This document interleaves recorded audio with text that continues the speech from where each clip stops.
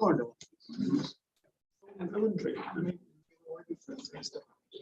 Yeah, like when mom was here. She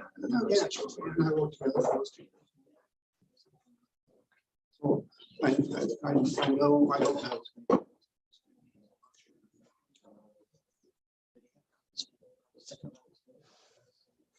This Tim's 12 years. 6:30, Megan? Okay. All right, good evening, everyone. Call this meeting to order for USD 348 Board of Education. This time I'd like to invite you to recite the Pledge of Allegiance. I pledge allegiance to the flag of the United States of America and to the republic for which it stands, one nation, under God, indivisible, with liberty and justice for all. Okay. For our agenda, before we approve that, we do have a couple of amendments we need to do, and that includes striking banned Colorado trip under admin reports, which is item number, so it's G2, and then also G4 with new course approvals. We're going to do that stuff. We're just not going to do it tonight. So those are the two things that I have to strike. Does anyone else have anything they would like to see added? Okay. I move we approve the agenda as amended by striking. Sorry. No. Huh? I was on the second. Got it. Second. We're striking the band trip and the new course approvals. Thank you, Phil. All right, it's been moved and seconded. All those in favor of approving the agenda as amended, please say aye and raise your right hand. Aye. Thank you. Motion carries 7-0. And we'll just note that we have Susan Schiffelbein is joining us via Zoom. So thank you, Susan. 7-0. Okay, organizational items. This is the time for any kind of announcements, parent, family, community engagement opportunities. Have a few things to announce, I know, between Mr. Dodge and I, but also if anybody else has something, please jump in. Chris, do you have something? I do. Okay, go ahead. Okay, I'll go first. Sure. Tomorrow night, I think it's 6. Let me double check this real quick. I wasn't prepared for this moment. There's a special education advisory council meeting. I think it's at this building. We confirm that. Yes, 6 o'clock to 7:30. This is a like a site council type of organization that we started a couple years back for the special education co-op. It's going to have its first meeting of the year right here at 6 o'clock. So encourage everybody to come. Thank you. Few other things. The Baldwin Education Foundation had their Pause Patrol this past Friday. That was a happy announcement. Mr. Dodge and I serve as the representatives for this body for that organization. And on Friday, 29 innovative project grants were awarded and went around to all the buildings, congratulating everyone. So 29 innovative projects, approximately $23,000 given from the Education Foundation, which is amazing. And Executive Director Rick Weaver and President Jeff Hill would think I would be remiss if I then didn't add that with that generosity, the second annual Brat Fest is October the 1st, downtown in Sullivan Square. It's a big fundraiser for the Education Foundation, and the entire community is welcome to come and support that. Also, September is Suicide Prevention Awareness Month. Our students and teams have been doing a lot of things to acknowledge that and to spread awareness for the importance of mental health, not only awareness, but prevention among our schools. Reminder, 988 is the number to contact if one is needing assistance. Anybody else have anything announcements wise? I just wanted to share today, we had a really great day of professional development across the district. We had team building going on, competitions, working together to build balloon towers to go through communication skills and teamwork was one of the things that I witnessed. We had ION training, so this is a database that helps with the data analysis process that we're using within our schools to identify student needs. There was suicide prevention training. There's fast bridge sport. We had time for teachers to gather in professional learning communities to go over their needs. Ashley Trough came through and provided presentations to staff on Bass Bridge. It was just a really good interactive day of PD, and I was able to get to each of the buildings this morning and pop in again towards the afternoon on one of the buildings. So it was just a good time, a day well spent across the district. Awesome. Does anybody have any other announcements? Things going on in your buildings you want people to know about? Okay, so the last one will be for staff, since they spent the whole day with professional development. Want to make sure and tag with this part, but the newly formed wellness committee, Mr. Dodge and I represent this body in that group as well. But the wellness committee is doing awesome stuff on behalf and for the staff. And I did see an email that this quarter's challenge is going to be sent out, the information about that on September 30th. So for staff, be watching for that, because our students' wellness and health are important, but yours are too. So, all right. With that, we'll move on to the consent agenda. And a motion for action with that.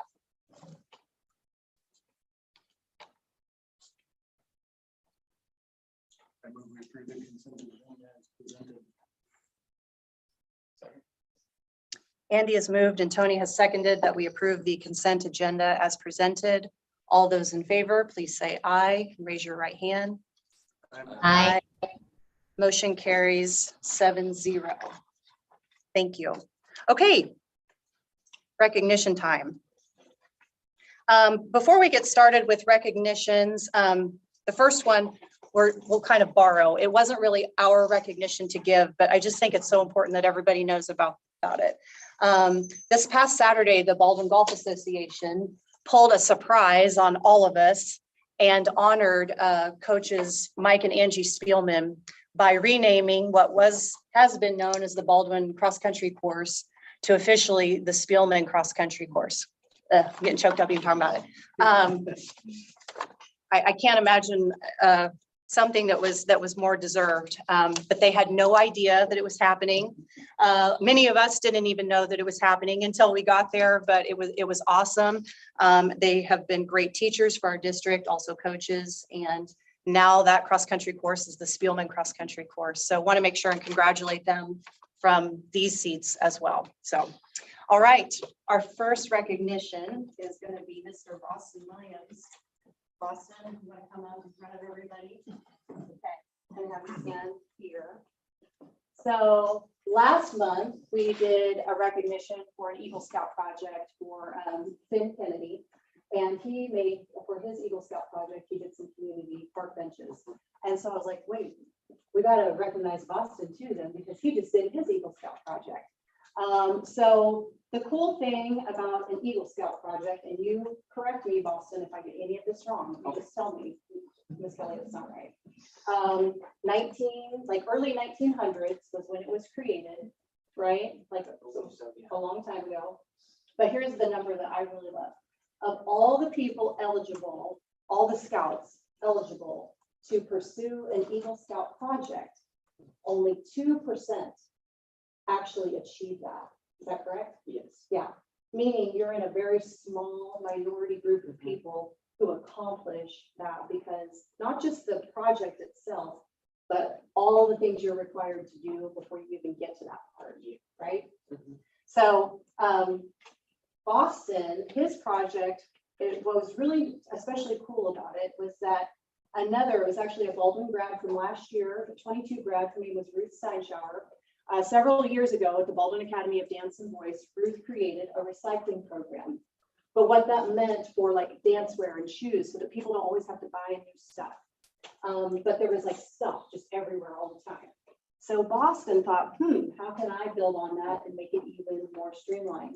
And he has built this outdoor amazing bin that is, if somebody's not there or somebody just prefers to drop it off discreetly, they can make their donation at the collection bin. And it's right outside of the Baldwin Academy of Dance and Voice. It's like, and it's huge, and it has all the fonts. I mean, it's beautiful and it's functional. And I know it took you a long time to work on it and make it all happen. So we wanted to recognize you for that.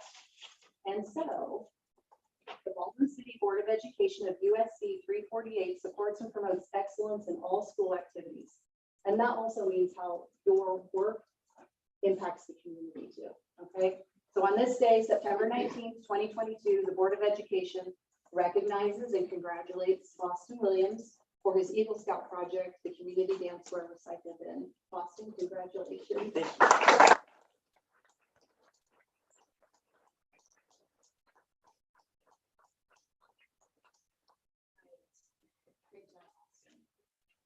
Full disclosure, I have no Boston.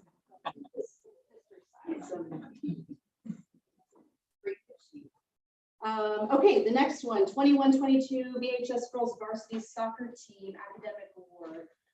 Oh, here you are, yay, okay. So you got to come up here last month. We'll reference that momentarily too. But, Drew Rising, who serves multiple roles in the district, also was the winner, I'll say it now, was the winner of the first hashtag Baldwin Built Employee of the Month last month. We have some things to add to that. You know, there's sometimes where you have to wait to roll things out to when they're, you know, near perfect. Okay. And there's other times that you just say, you know what, we're still working on it, but we're so passionate about it, we're just gonna go. So we have some things we want to make sure that you receive as part of that. But in the meantime, we did want to recognize your team from last year for receiving the United Soccer Coaches Association distinction for the academic award. What this means, folks, is that his team GPA 3.62. That's lots of A's. That's amazing. And yes, 7 4.0s. okay, And we had elaborate. four girls that were one grade away. Incredible, incredible. And That's cumulative for the year. yeah, so that's not just during the season. Yeah. That's a great point to make. That is a 3.62 GPA among those girls for the entire year. It's an incredible accomplishment and speaks not only the standards that we hold of all of our student athletes, but the additional standards that you have always promoted and advocated among your team. And obviously, you know, the fruit is in the pudding, or whatever that expression is. I think I just messed that up. You know what I meant, right? So the Baldwin City Board of Education of USD 348 supports and promotes excellence in all school activities. So on today, September 19th, the Board of Education wishes to recognize and congratulate the 21-22 VHS Girls Varsity Soccer Team, coached by Drew Rising, for a team GPA of 3.62 for the entire 21-22 school year. Congratulations. Thank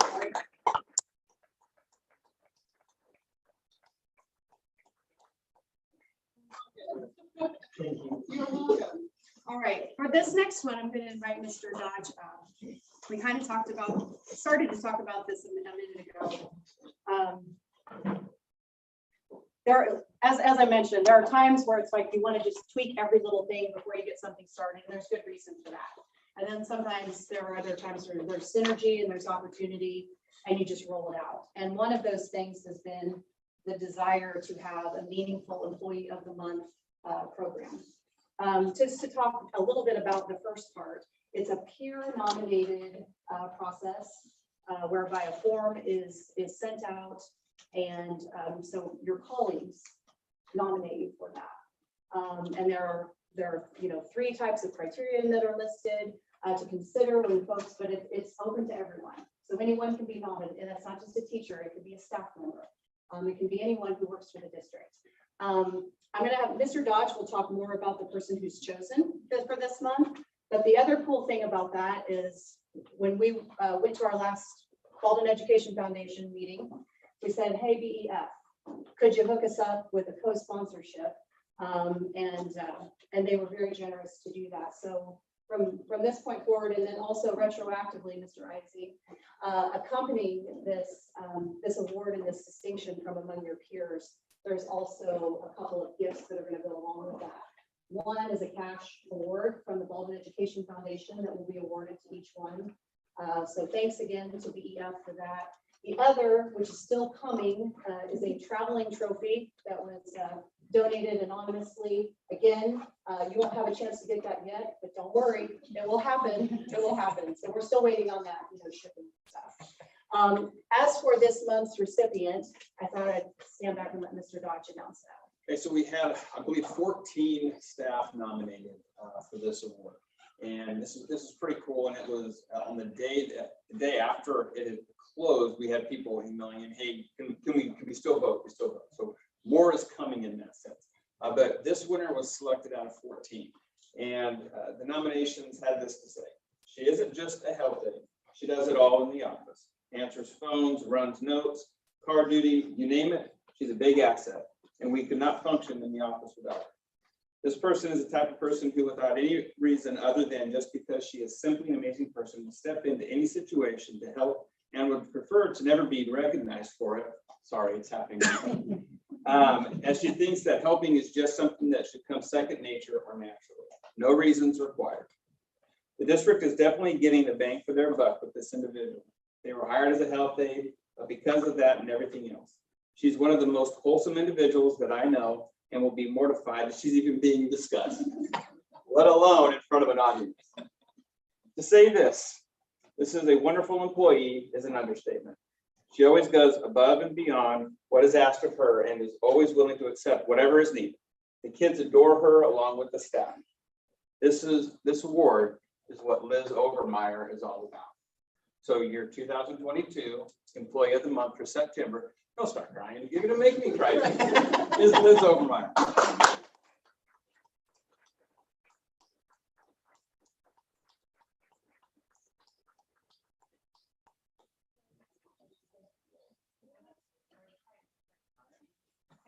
That's for you, that's from the DEF, and then we're gonna find a way to get that other part to you once it comes in.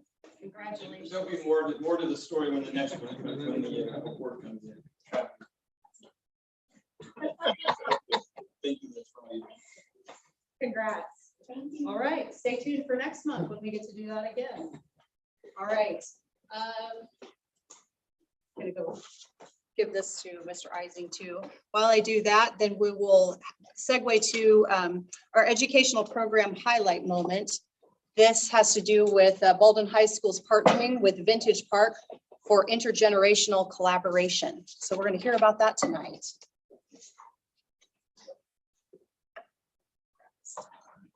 Grant, are you here? Yeah. All right.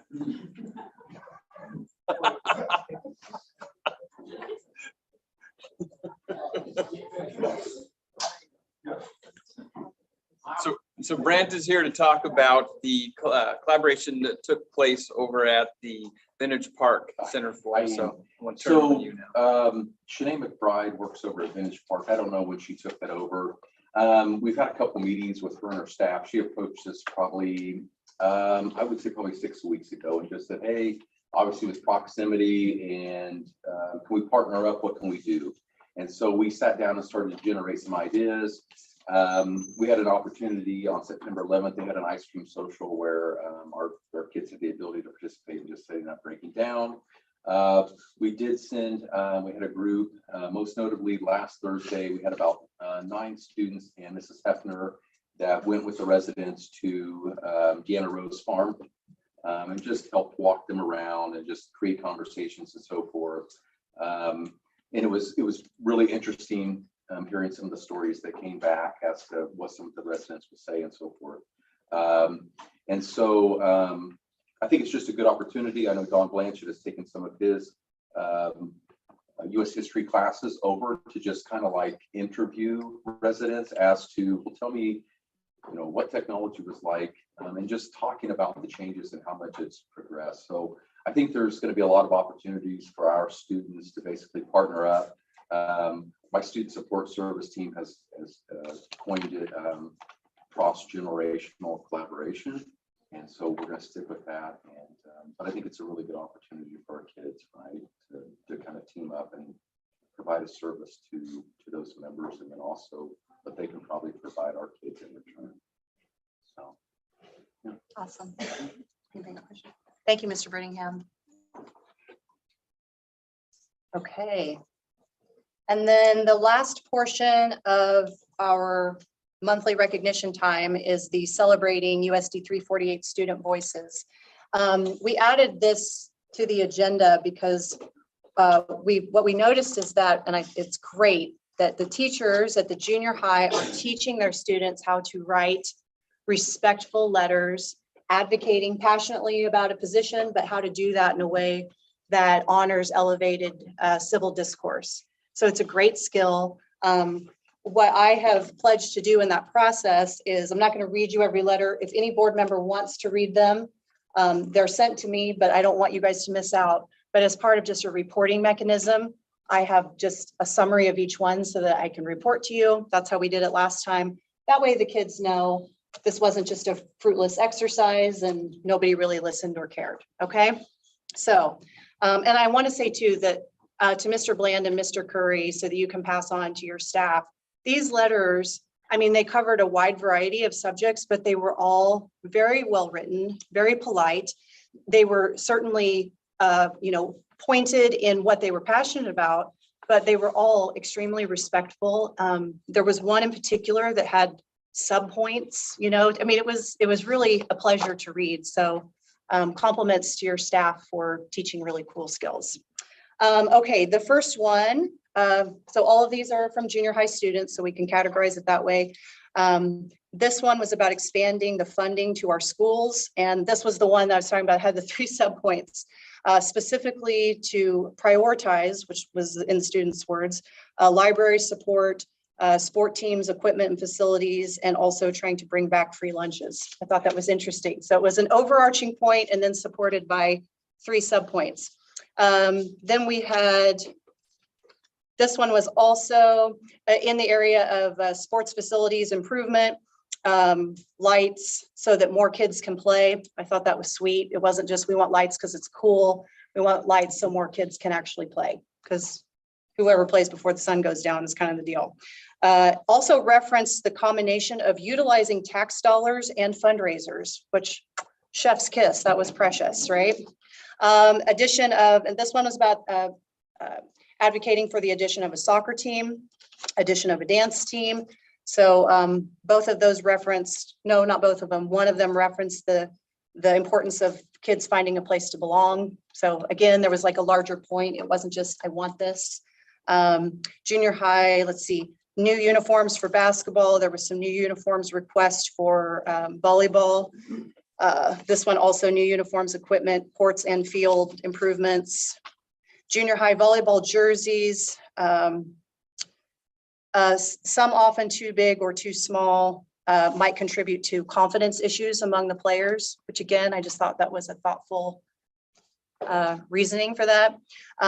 Both of these have to do with advocating the 2 letters for increased food portions, especially for kids who are really active in school activities and come to school early and are there late. We had 1 letter requesting to resume in-town busing.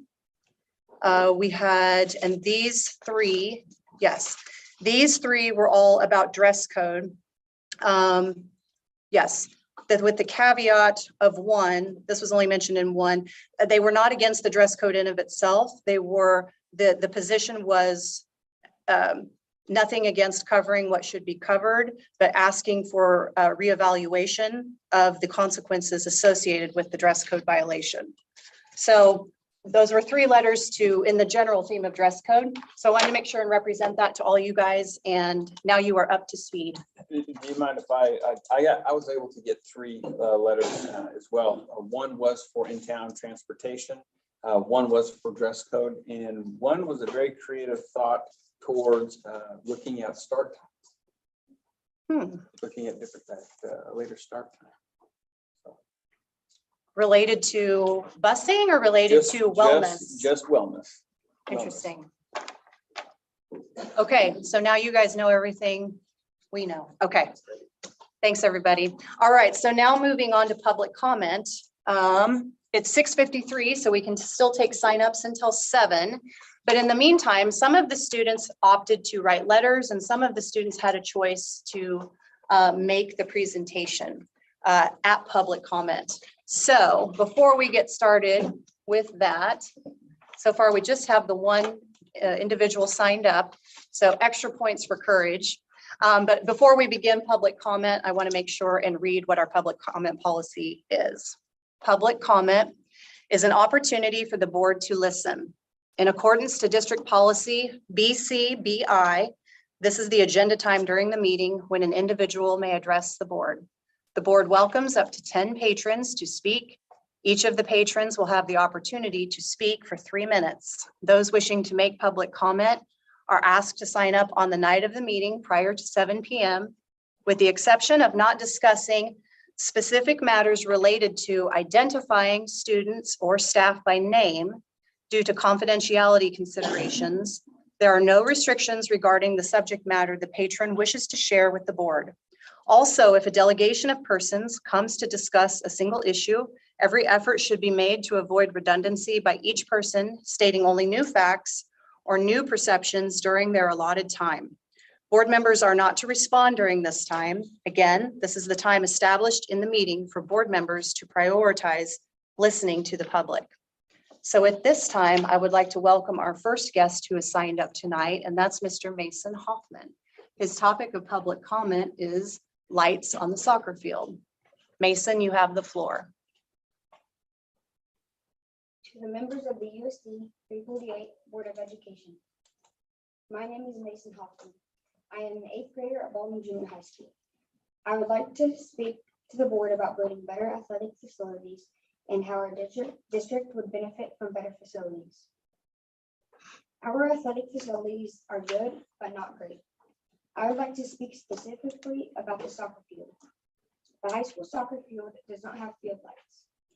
This means when the teams, girls and boys, play at home, varsity goes first, and the JV team doesn't get to play a full game. They don't get to play a full game because they have to end early when it gets dark. This is not fair to the JV players because they practice and work just as hard as the varsity players. Their parents and families deserve to see their child play a full game. Concerning the football team, when they have a game, they have to pay at Baker. So in that case, they are spending money they could be using for equipment and new jerseys. If we build a football field, it could also be used by the soccer team. Then we would have a new track that we can use, and the soccer and football field could be combined. When we have a track meet, they have to do throwing events one day and running events another. Baker University's track and throwing facilities are in separate locations. If you look at all the other sporting facilities around Baldwin, they have really nice fields with lights. Baldwin is one of the only high schools in Northeast Kansas that does not have lights. If we build a combined track and field, it would cost around $1,500,000. With the money we save from not playing at Baker University, we could buy new jerseys and equipment, as well as pay for a new stadium. I know this is a huge expense, so I'm suggesting that the board first consider purchasing lights for the current soccer field. This would be a good first step because it would show other schools that we are ready to be competitive with our facilities, especially soccer. Thank you for taking the time to hear my concerns. Thank you for your hard work and dedication to USD 348. Thank you.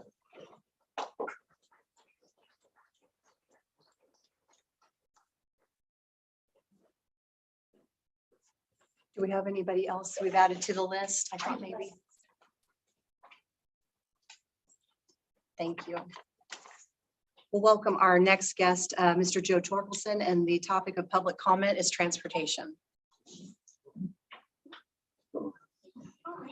Yes, child teaching. Yeah, thank you. I'm Joe Torkelson.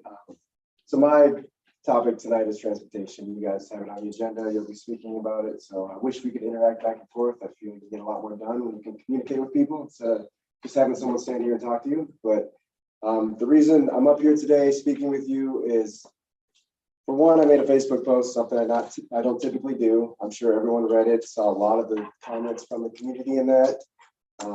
Please take to what they said, both positive and negative for busing in the community. I mean, I'm up here to advocate to get it back. I have 2 young boys. One goes to this school, one goes to the primary school. My major concern, I live in the Heritage subdivision.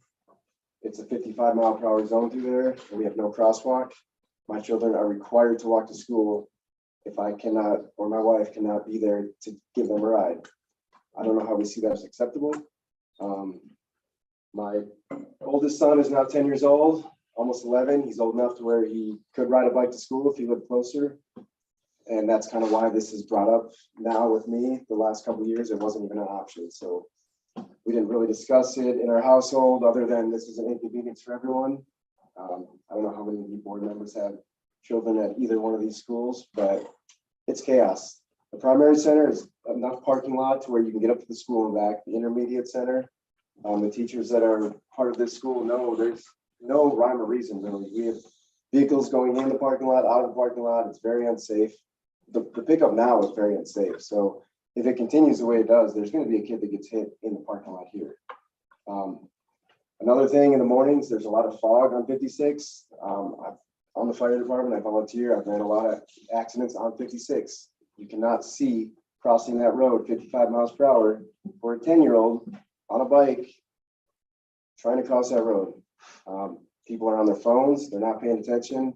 It's 55 miles per hour. I can't stress that enough. It's unsafe for me to walk across it unless my wife's sitting there holding my hand. So I guess other than that, so the 2.5 mile radius that the school I don't know if the school board did that or if that's a statewide mandate, but 2.5 miles as a crow flies. It does not take 2.5 miles for my kids to walk to school. It's more like 3 miles by the time they hit all the sidewalks and everything. That being said, I will say I'll thank the city for putting in a sidewalk up Santa Fe to our neighborhood. We still don't have a crosswalk. That's a KDOT issue. So as much as I'd like to start yelling at the city here, KDOT's dragging their feet. So there's not much I can do, not much we can do from the city. So I think it's a school board issue. Hopefully we can come up with a solution to have, at very minimum, have Heritage Subdivision have emergency stop for them so that this isn't an issue of risk getting another kid hit. The last thing, I guess, is just lost my mind. But anyway, so yeah, I guess emergency stop for that, and then if there's any more solutions that we can come up with, just to, either privatize, which probably don't like that word, or the current administration, who's ever in charge of busing, if they're able to have a deadline to when they can solve this issue, I think that's fair. If they don't get it done at a certain time, then we need to start looking at different solutions. It's been 3-4 years now.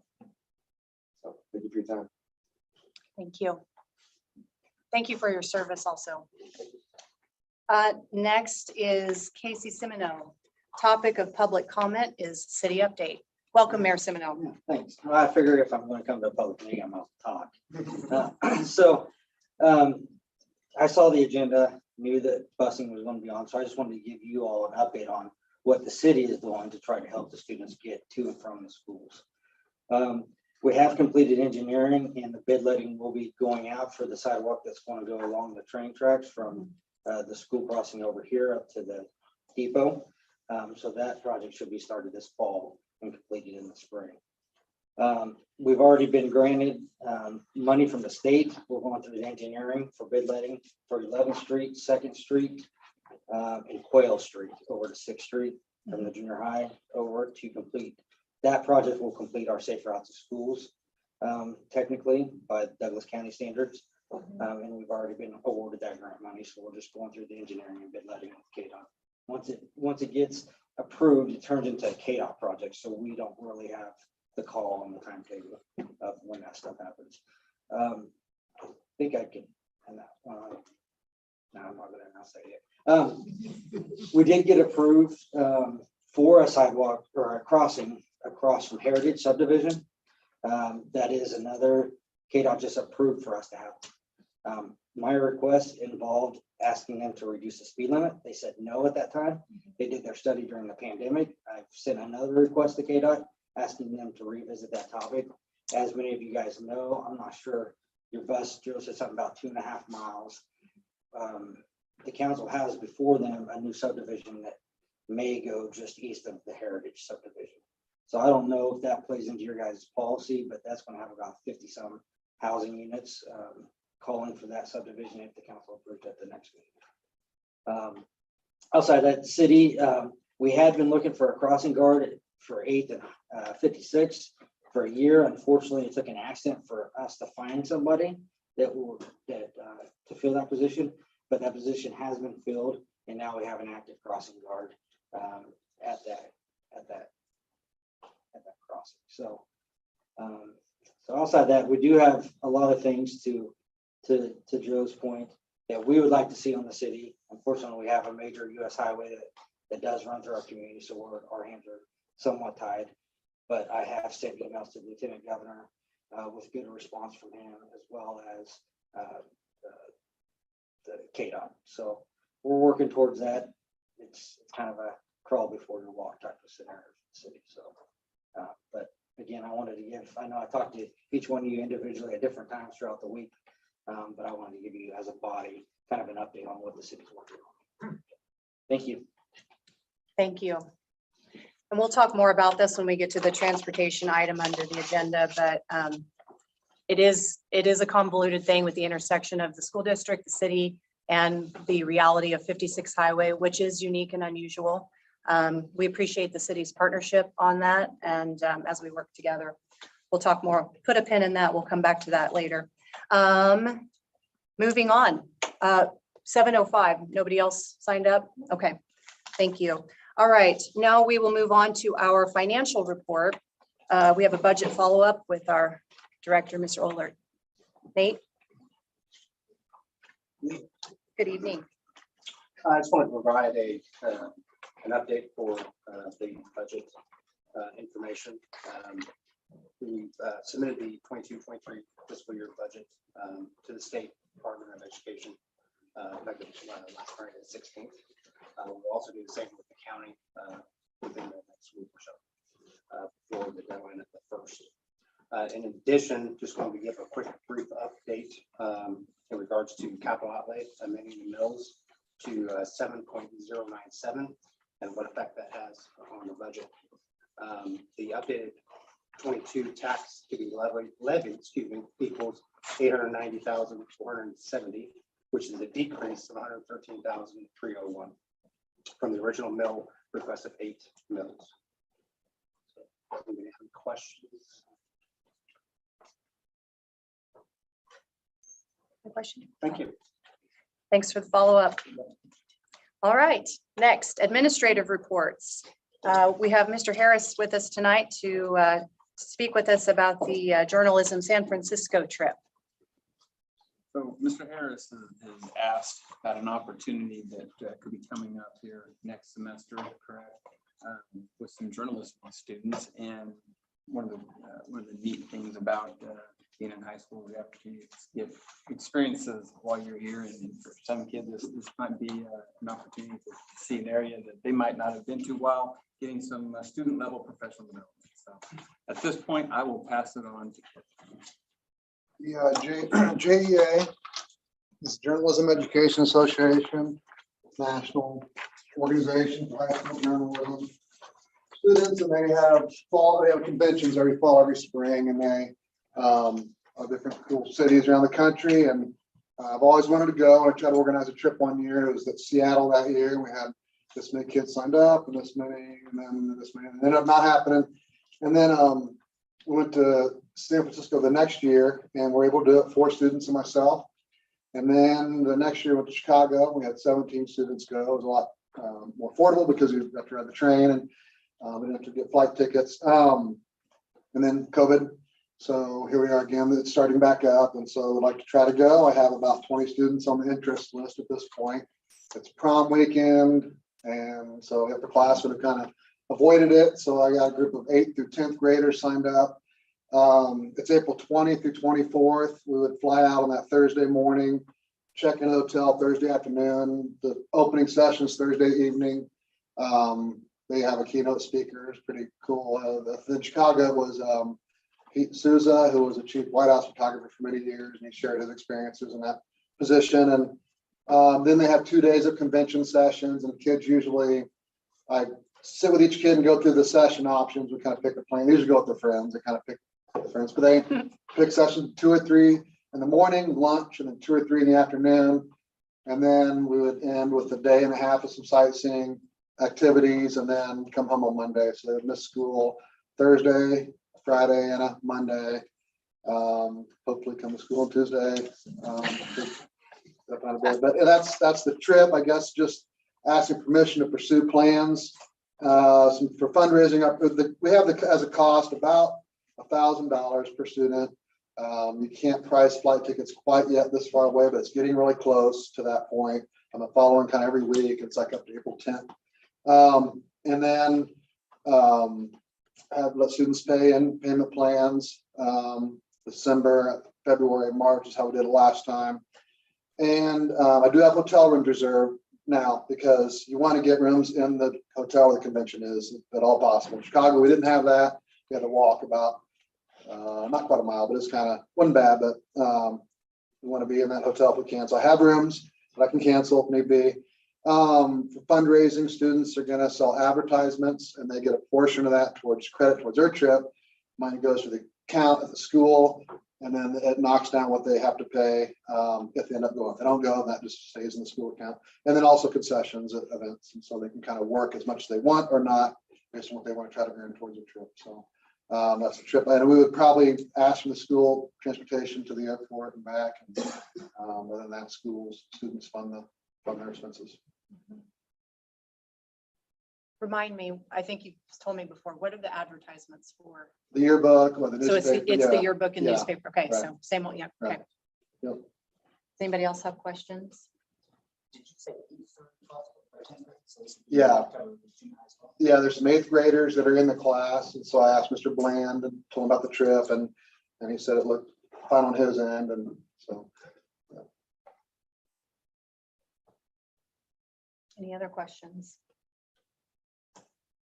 I don't know that it needs a motion of any form because it's just looking for basically a blessing to proceed. I think we would have to vote for transportation later on as it gets closer to officially authorize that piece, but I don't know that it requires a voted action tonight. But we would like to have consensus for Mr. Harris to know, thumbs up, thumbs down. What are your thoughts? I have thumbs up personally. All right. Susan's got a Thanks, thumbs up too. Thanks for giving the Thank you. information, Mr. Harris. Appreciate it. All right, moving on to item number 3, and that is the draft of the 23-24 district calendar. All right, so what I'll share with you tonight, I'm not going to ask for a vote tonight on it and trying to stay with the past where I want you to be able to receive information, sleep on it, and then the next month we'll try to move forward with this. What we're looking at trying to do here is come up with a calendar that meets the approval of as many of the teachers in math, if that makes sense. And so I've been in conversations with the BEA president, Mr. Curran, and trying to figure out where the teachers stand. And what we've got here is this draft in front of you. Essentially, what this is going with here, that the teachers at the union just passed to me, was noting that August 16 would be a half day with students in the morning and then an afternoon work day for staff. For kindergarten students, for our young students, our younger students, that's a long first day. And then 17th would be a full day for all students. May 21st would be a half day for students in the morning and then work day in the afternoon for staff, with the 22nd being a half work day for staff. So again, this was something that Mike and I have been in discussion off and on last couple of months or so, and this is what he passed on to me. I think it's a compromise when you've got one group that wants to go half at the beginning, the other group wants to go half at the end. To me, this is a third option, a win-win. We can serve both areas. So, That's always been the rub. any questions? All right. So at our next meeting is when I'll ask for board to approve. Okay, thank you. Update to policy GCRG, which is in regard to various forms of leave, if you have that pulled up in front of you. So with this one, what this does is this allows us to get our classified payout for staff on par with the recent policy or the recent adjustment we made for our licensed staff.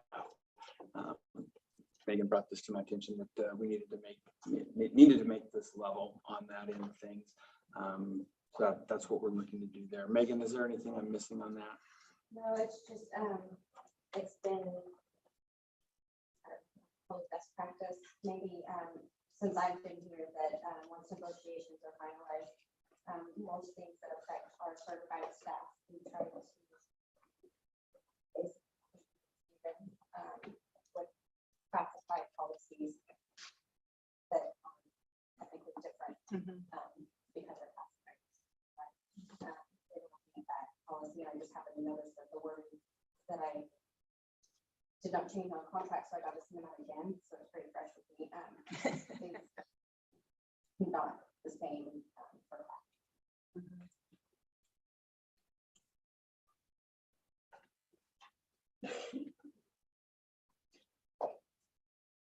So essentially, as a value, we've chosen to uphold in all other matters. And I don't want to speak for anyone else, but what I guess is it's probably more of just an oversight than an act of intentionality. All of our team members are important. It takes every bus driver and every school secretary and every teacher. And so what we've tried to do is create some cohesion around that in our practices with staff, which is what Megan is describing as even Steven. This is one area where those two things are not on par, which is why it's coming before us tonight for your consideration. Not to mention, I can't imagine, standpoint trying to do leave one way for some stuff. So I don't know if we have technical difficulties here, but I don't see. I didn't have updated one. Oh, I wanted to partner with Mike on it so that I'm not a policy writer and I don't want to mess that up. I have, if you want me to hand you this, I have the current classified leave policy here, and then the new language that was changed for sick and discretionary. yeah, maybe, yeah, just thinking of food, because we need to have a motion to approve it, right? So. So the change was to undo discretionary days within the school year. It's going to a sick day, but the language was changed so they will roll. So it says all become sick days at the rate of one discretionary day becomes 1.5 sick days. Both discretionary days within equal 18 sick days. Thank you.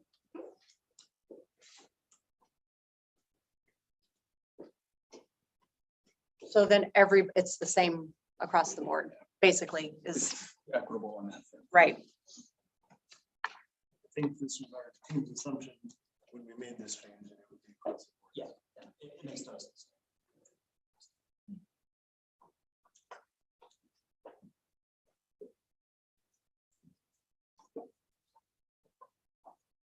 I feel like having Jeopardy music available when we're crafting a motion would be helpful. I don't think that. Can we make that happen? Tonight, I just want to make a motion. Yes. I move that we match the policy for the classified employees for sick day rollover to match the certified employees. Sorry, where was the second? Was it Tony? Okay. Chris has moved and Tony has seconded that we adapt the policy language of GCRG to match for certified, or excuse me, for classified to match that of what currently exists with certified. All those in favor, please say aye. Raise your right hand. Aye. That was an aye from Susan. Okay. Motion carries 7-0. Thank you. All right, next, approval for weighted grade for the Honors Algebra 1 class. Mr. Brittingham's going to talk with us about that.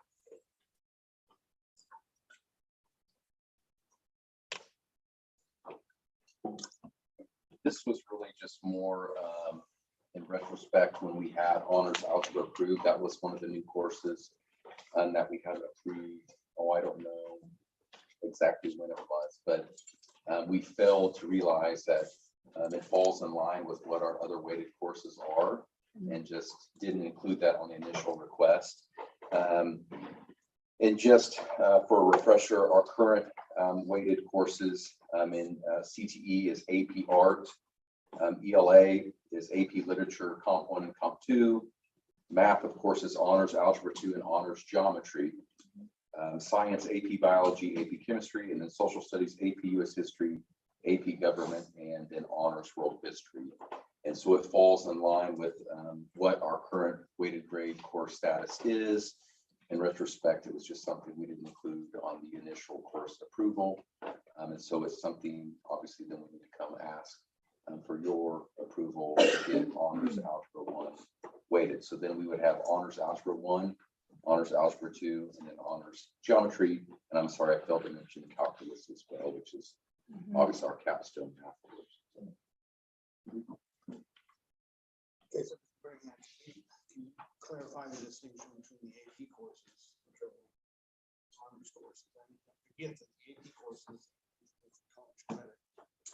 Why do we have this honors level of courses? We, I think the rationale being like in terms of mathematics, I don't know, I don't think you really have the equivalent of an AP mathematics course. Right. We do have an Honors World History, but if you remember, I mean, Honors World History would be, World History is our entry-level freshman, and to a degree, sophomore level history course. And so there's not an equivalent that I'm aware of in terms of AP.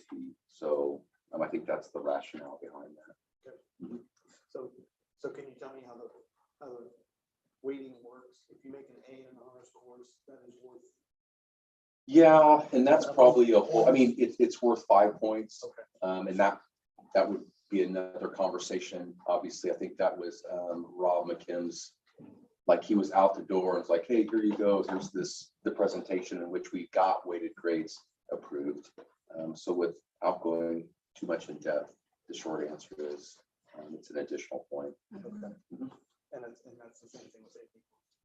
If you make Uh, an A in one of those, it's 5 points. Correct. Mhm. It's, College credit. yeah. Well, I guess it wouldn't necessarily, I mean, you can make an A and still not get college credit. 'Cause you can- Well, yeah, I'm sorry.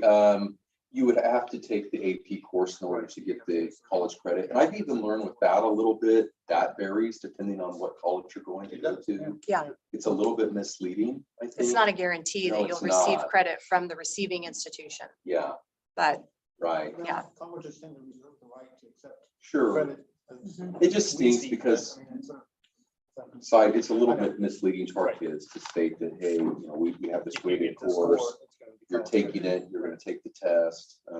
But I do know we've had some students in the past that have taken a lot of AP courses. And it's been pretty significant, most notably the exchange student. I mean, she scored 4s and 5s and it was fairly significant for her going to college. I tell you, she was in the play, well, she was, but also Melanie right? of last year. Yeah, so. Mhm. Any other questions? Are these graders eligible to take this honors algebra class? Yes. Is that necessary for their long-term GPAs and stuff like that? No, the key is that they're coming over to our building and they're taking it with our teachers. So then what it looks like on their transcript is then we go in and we enter that. So it reads on their transcript that they've taken Honors Algebra 1. And so then they do get the credit for it.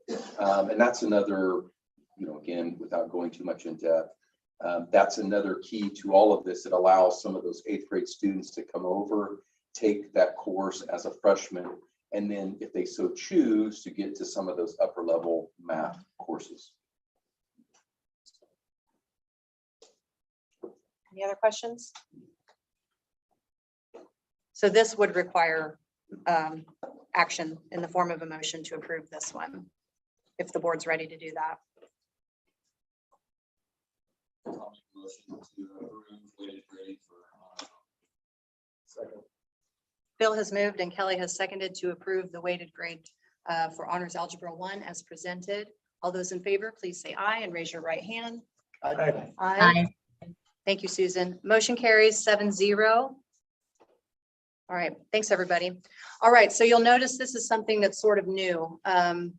Operations update. We have always talked about operations underneath the administrative reports, but our operation leaders aren't necessarily administrators. So in just kind of rethinking how we do that and also giving our operations that special attention that it deserves, as I know Mr. Dodge has wanted to take a look at with the board's encouragement of how we can just continue to maximize efficiencies in all of our departments and taking that, taking the benefit of that fresh perspective and how we do that. We've already talked about that last month with food service. So in the future, when we would look at things like that again, then hey, it's just always got this permanent place. But to that end, Mr. Elliott's going to come forward. Oh, there he is. That's kind of the intro. He's gonna actually put the meat with the potatoes there and explaining.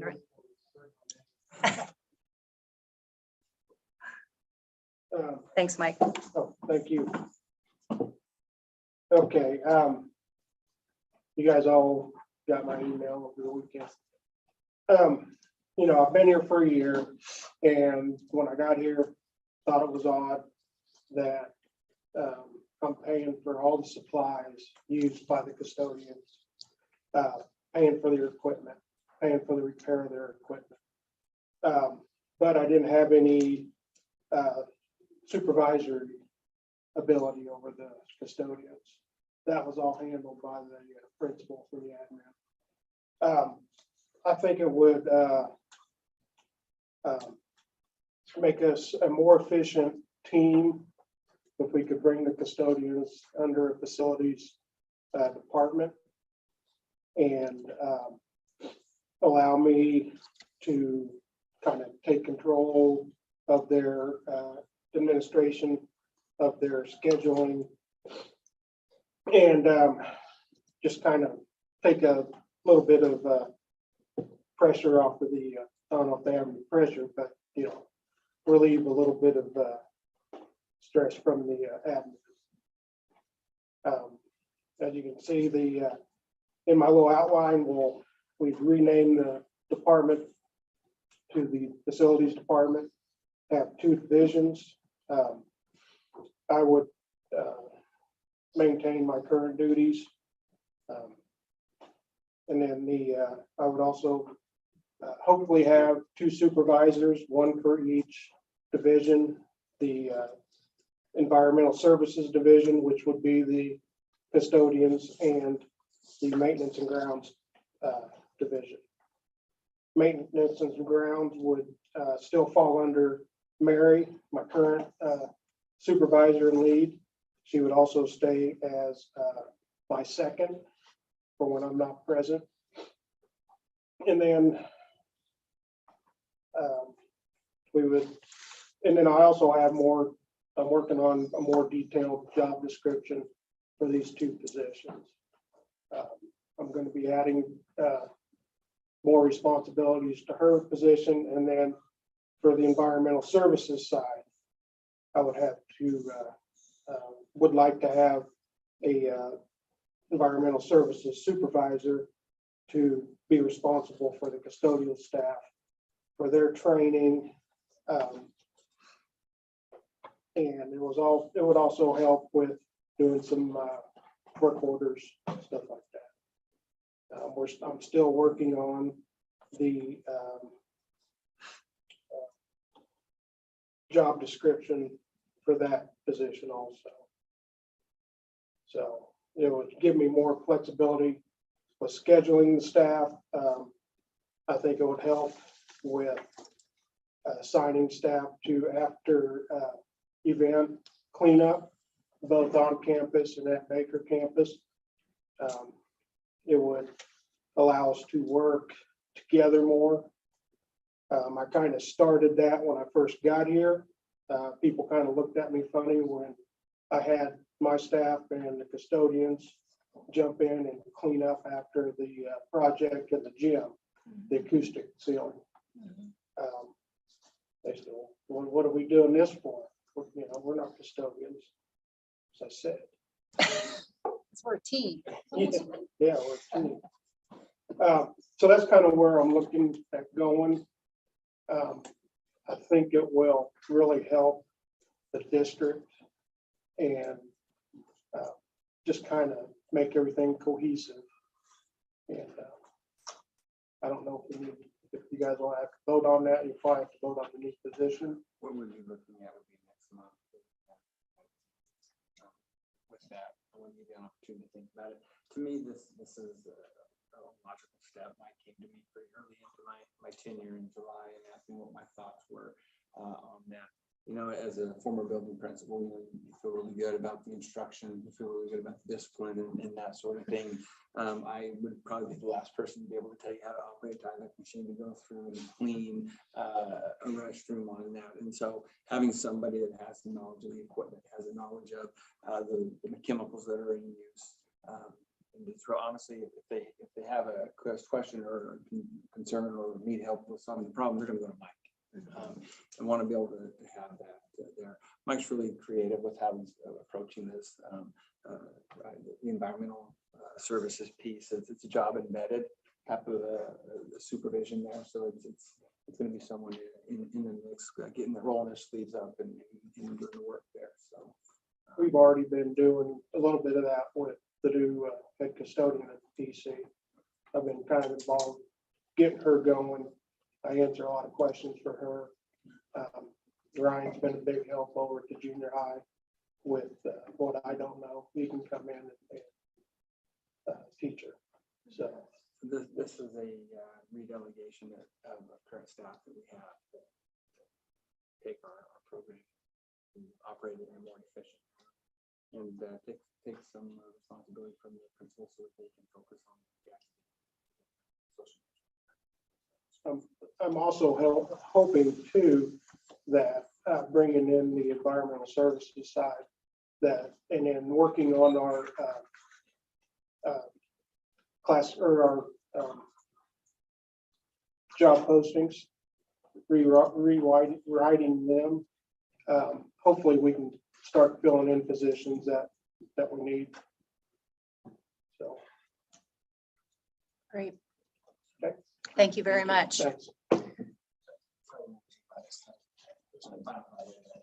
Under our strategic plan, under goal area 4, under responsible party, for most of these things on here is the director of maintenance and grounds already. So it makes a lot more sense to have it all under an individual who's already allegedly responsible for these things. So Well, it's funny that you mentioned that, because as I was going through looking through that, I called him up and I said, all right, I hope you know I'm not trying to just offload this, but a lot of this just falls in line with it what does. the scope of your job.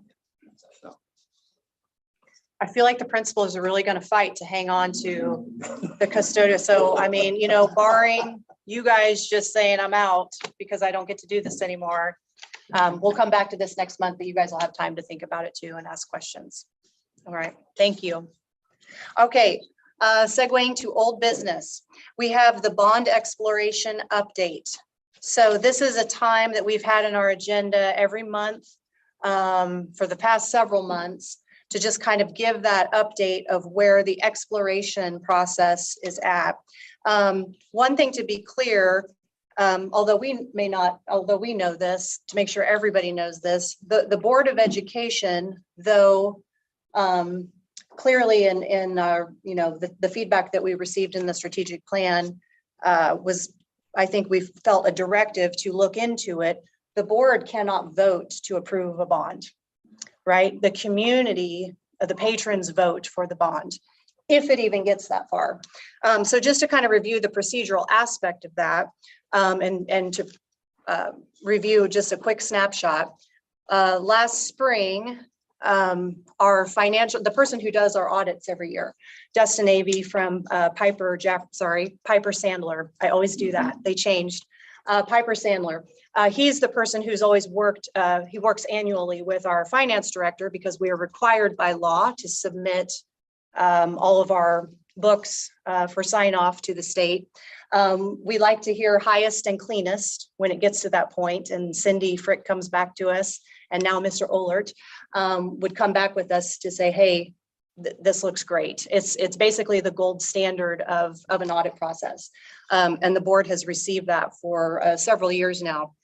In his report to us when he came, if we'll remember, part of what he also wanted to make sure we were aware of is FYI, because of past fiscal stewardship and decisions that have been made, you are in a position potentially to explore a bond at a 0 increase to a mill in the amount of approximately, and board members, please, if I misquote any of this, you jump right in and correct me, or Megan as board clerk. But in the ballpark, and that was part of his report, between, you could do a bond without a mill increase in bond and interest for 10 to 12 million without increasing a mill. So the discussion that was had at this table was, don't know if it's the right time. We need to seek a lot of community input, certainly understanding broader economic challenges that are going on. But as board members and public servants, it's our due diligence to at least seek the information and put it into a situation where the community can then make an informed vote on a potential bond. That is the process that we are in. As part of that, then, we were required to hire an architect, which we did in a public process. That has to be published. Multiple people applied for the gig. If you remember, we had to interview them all in open session, which is sort of uncomfortable at times. It's hard to do interviews in public session, but then we unanimously voted to go with the company called DLR to guide us through the exploration process. All right. So that's where we are with that. To that effect, as part of their best practices recommendations, they say, put together 3 different teams of people. Their recommendation was educators and students, which we talked and said, no, we don't want to just be educators and students. We want it to be staff and students, because again, all on the same team. So we have that group meeting after school from 3:30 to 5. And then there's a community group who meets on that same day from 5:30 to 7. And then there's also the exec kind of admin team. So those 3 groups work guided by DLR, working to give their input, their concerns, their questions. It is not all group of yes people, and by design, so that you can get a really well-rounded, transparent solicitation of information and feedback from the community. That's just really clear and above board in its objective and missions on behalf of the school district. Those meetings began just this last week. And the exec team, which is our operations team, will be brought into the fold after they've had an opportunity to meet with the staff and students and the community group a couple of times to find a direction on that. So good point, because the information being sought is prioritized from those 2 groups. As part of that, board members, Vice President Harvey and board member at large Kelly Neufeld and myself offered to oversee the work of both of those committees. So we're present for those. It's not a place for us to say, here's what we think we ought to do. That's not the purpose of that. The purpose of that is to be on hand if any of the people in attendance have questions or need clarification or additional context. We can provide that as part of our presence, but we're not there to advocate one way or the other, simply to oversee the process, again, in the spirit of transparency, and then bring that information back to this table, to you all. So that's where we are in the process. We just had round 1 this past Monday, which was great. And that's just kind of a brief review. As part of this, again, the process we've been in, we also were advised by our architect, for the board's reference, that we had to select a design, or not, excuse me, not a design, but a construction management method. So if you'll recall, they presented us with the design bid design. That's a tongue twister for me. I can never, ever say it right. That one. What the board ended up choosing after lengthy discussion about that was to go with the construction management at risk option. So as part of that, here's where we are now. Again, like so many things, there's lots of rules and state statute, very clear rules about exactly what you have to do, in what order and when.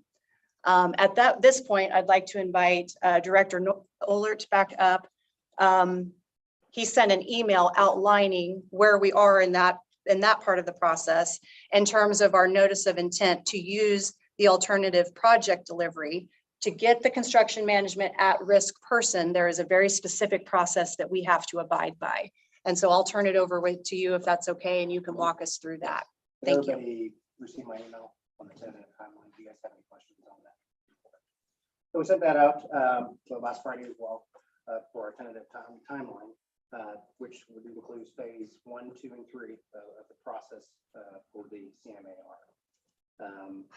Our next step at this point will be to publish the RFQ, which is a request for qualifications, which will we release that out on September 21st, so Wednesday. Will be published in the paper tomorrow. So just informing the public that we will be releasing that on Wednesday, along with our website and the state website, the GCA website. Along with this process, we do need to put a committee together that will help, again, in our RFQ process. The committee will be responsible for narrowing down 3 to 5 firms during the phase 1. Then we will be interviewing and scoring those candidates during phase 2 and making our recommendations to the board in the final phase. The committee currently is Superintendent Dodge, Director of Maintenance Mike Elliott, myself, but we would like to ask this evening, or seeking this evening, 2 board members to also join that committee. So I'll kind of put you on the spot this evening. And so to be clear, just so that there's no confusion, the 2 board members helped to interview to narrow down essentially those initial incoming bids As a review. To narrow down that process. But all of that then, once it's narrowed down, comes back to the full board, and the full board would then have to vote on its final selection based on the recommendation of the committee, the work that's already been done by the committee. But all 7 voting members would ultimately be a part of that final decision. And so in your timeline, that the final decision would happen on October 7th. Board of Education goes through 5 rounds. Assuming that's right. Yes, correct. That is. Appreciate you trying to, working with the timeline that they give you, and then also lining that up with our meetings. As much as we love spending all the extra time together, it's nice when that's worked in. So thank you. So the 2 board members that would be on this committee. This is just a one-time thing. yeah, Mike can correct me if I'm wrong, but this is a one-time, possibly 2, depending on how far we get. Well, But it also depends on how we interview in the second phase. Yeah. Because we'll have to interview, if you want to do all the interviews on one day, or if you want to break it up. Second phase. So round 1 is narrowing down, and then round 2 is the interview phase, where that group says, okay, this is our favorite, this is what we want to bring back to the board to ask them to look at. Is that right? Phase 1 is really the RFQ. And then we break it down to the 3 to 5. Then we present to the board for final approval out of the 3 to 5 firms. Got it. Phase 2 is going to be more of then we step into the RFP. So the proposal. Got it. Yes. So phase 2 is when we decided. Yeah, at the end of phase 1, we would approve the 3 to 5. So at which point do you go? Obviously. That's correct. Yeah, I follow you. I apologize. Yeah. So that happens in phase 2. Yeah, that would be seeking down. Yeah. The deadline for the RFP would be November 8th. And then we would review the RFPs in phase 3 in that November range to December range. Okay, I see. Yeah, my apologies. Yeah, that's correct. And then the December 19th through January 16th, the BOE again will bring back to approve the firm as a final. And if I can just interject something, I know sometimes it seems weird. Well, why are we doing all of this work? Because the feedback we may receive from the community is, even if it's a flat mill, we don't want it. We understand that. But again, with doing due diligence, if they do want to do it, there's a lot of work that we have to do in the meantime to best position us just in case. So that's why those things are happening in parallel. So at what point do these people need information on what they're going to recording and building proposal. Does that mean we have something that we have to lay out for them? Yeah, and if I may, Please. I was speaking with Kevin DLR, again, it kind of feels like the cart before the horse. But like you said, we have to run parallel with the committees. The hopes is that final phase 3, we're gonna have a good idea of what we want to do on project wise to be able to present. Kevin had explained that this is not uncommon, put it that way.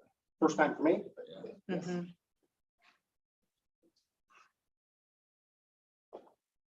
And I think all three of us checked that maybe 87 times, because in some ways it's like, wait, is that right? And it's like, yes, this is when you go with the at-risk, this is how you do it. Measure twice, cut twice. Yeah. It does seem presumptive. Right. On that end, and I totally agree, but I think what they're looking at it is, if there is a go on this, you've got your manager ready to go. And there's no costs associated with us for the RFQ. Besides publication, we had KSB review our RFQ, which there was no cost to do that. But initially, no. The worst thing that happens is that we did a bunch of extra stuff and we learned a lot of stuff and the community said, nope, no thanks. And the best case scenario is we didn't blow an opportunity if the community clearly says, yes, please, but sorry, we couldn't deliver because we weren't doing our homework on time. So it feels a little weird to do it that way, but that's the process. So thanks, Mr. Ollert. Does anybody else have questions about any of the information that he shared? Just that timeline for phase 1. I see we have October 13th, 14th. That's RFQ. yeah. Are those firm dates? I'm just looking at my calendar. This is tentative. Okay. Yes. That's what we would need to be able to get things ready for the board I meeting. wanted to give you a rough Okay. window. to take a look at. So you're looking for 2 people to say yes tonight. Preferably, but just to keep it. But obviously, if you prefer to wait, we sure. I mean, it's maybe a bit of an estimate here, but on those 13th and 14th of October dates, we're thinking this is a full day affair. This is a 2 hours. Yeah, I don't think it'll be a long, full day. Depends on how much we get into the weeds. I mean, we want to get into the weeds. Again, Mike, I don't know if you think about it in the estimates, but it depends, like Mike said, if we want to do it all in one day, it could be a full day affair if we have, I don't have a good estimate for it. That's very true. Okay. Very true. All right, well, I'll let my schedule complicate things. I can't do the 13th. I'd be happy to participate in this. But I can't. So is that a program you can? That'll be good. And obviously we'll be flexible as well, so. Question, is Zoom an option for these meetings? I know it's not ideal, but if that's a Yeah, barrier yeah. for anyone, Yeah, Okay. I don't see any issue with that.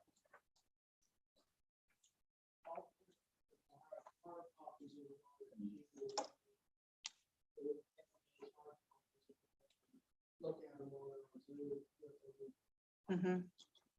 I can be one of the people. I'd happy to be an alternate. I'd love to be another person, but I can't do it. Thank you. Unless it's decide for it. Yeah. Not like Chris, those dates are difficult for me. What's more important to me? I've been not stepping up a lot on this, so I'll say yes to this one. Thank you. Thanks, Andy. Okay. I know it's hard because we've got daytime workers and then we have some of us who actually work more at night than during the, it's a weird, but it all ends up working out somehow. So Andy, thank you. Phil, thank you for serving as alternate. Appreciate it. You have what you need on that then for now? I just want to add a quick Mhm. note here. I just want to thank Mike also for all his due diligence on this. I will not take the credit for it. So I want to take a few brief moments and prepare the board to do that. So thank you, Mike, for your help. So thank you. Teamwork. We love it. Thanks. Okay. Thanks, everybody. All right, moving on to new business. Thank you for your patience, Sheila. It's now time for the unified bowling team for Baldwin High School. Gary, thank you very much. Thanks for I'm not gonna waiting. take credit for this either. Sheila gave me all the numbers. I just typed it up. Well, thank you for typing it. He's my voice. Thank you. Here, I'll give you the paper if you talk. Because you guys are all scared. So we are here tonight to ask for approval to start a unified bowling team at the high school level. For those of you who don't know what it is, Unified Sports is a collaboration basically between the Kansas State High School Activity Association and Special Olympics to give some of our special education students a chance to compete in an interscholastic activity. The way bowling works, we would have teams of 3, so one special needs student with 2 of our regular education students or their teammates, and they rotate through. Each kid bowls a frame, and they come up with their score and all that. You know, regular bowling match, just 3 people are dividing up the frames instead of everybody rolling all 10 frames. It is kind of late in the game, admittedly. The season's the first eligible day for practice is September 26th, so we're only a week away. Part of that is we didn't know how much interest we had. We kind of started this last year. We tried to do a cooperative agreement with Wellsville and Eudora. We thought it was a slam dunk. We're only one special education co-op. Activity Association said no, you can only have two schools in a co-op. Oh, I So we wondered kinda- about that. Okay. We tried that avenue Okay. because that was going to be the slam dunk. We were ready to go and it didn't work. So Sheila's been talking to our students. We do have some students interested in participating in this year. So what we are asking for is kind of what we've done with starting new programs in the past where we've fully funded for 3 years. And then if it's successful and it's continuing and worthwhile, the board would assume it at that point. We've kind of put down a basic approximate cost estimate. You know, some of these are still hit and miss. We don't know exactly what Royal Crest Lanes and Lawrence is going to charge for practice time. They've told us, you know, a ballpark of $25 per kid for the student or for the season. It may just be $3 per game bowled. We don't know yet, so that's kind of a rough estimate. Obviously, entry fees, depending on what meets we go to, we don't know what those are going to be, but we kind of ballpark about $75 per competition. The hard costs we actually know we are asking for a 2% of the base salary for the head coach. So we actually have a firm number on that one, and then we know the cost, the entry fee for the regional meet. Everything else, you know, fuel, we don't know, won't know till after the fact. Entry fees won't know until after the fact. But basically, like I said, we're asking you guys to approve us pursuing this endeavor at no cost to the district. Obviously, there may be some upfront, but through fundraising or whatever gets paid back by the end of the fiscal year. So net zero to the district to let some of our special needs kids have the opportunity to compete at the high school level. So that's kind of my spiel. I'm going to leave it to Sheila. She knows a lot more details. So we have about 6 students that have expressed an interest that are on an IEP in participating. They have to fall under this umbrella. They have to have what they call an intellectual disability to participate. And we've had, without any advertising or anything at all, there's 17 gen ed students that are interested in participating. So we can have 3 on a team, 1 student with an intellectual disability and 2 without, or we could do like 2 and 3, you know, we can have up to 5 on a team and then they sub out or whatever. So part of it is paperwork driven, as you guys all know. Anytime you do that, and these students that do this, it's double the paperwork. It's the regular CASHA physicals and that sort of thing, and then a whole host of, you know, in special education we like paper, and so it's a whole host of Special Olympics paperwork. So it would be the kids that actually turn that information in.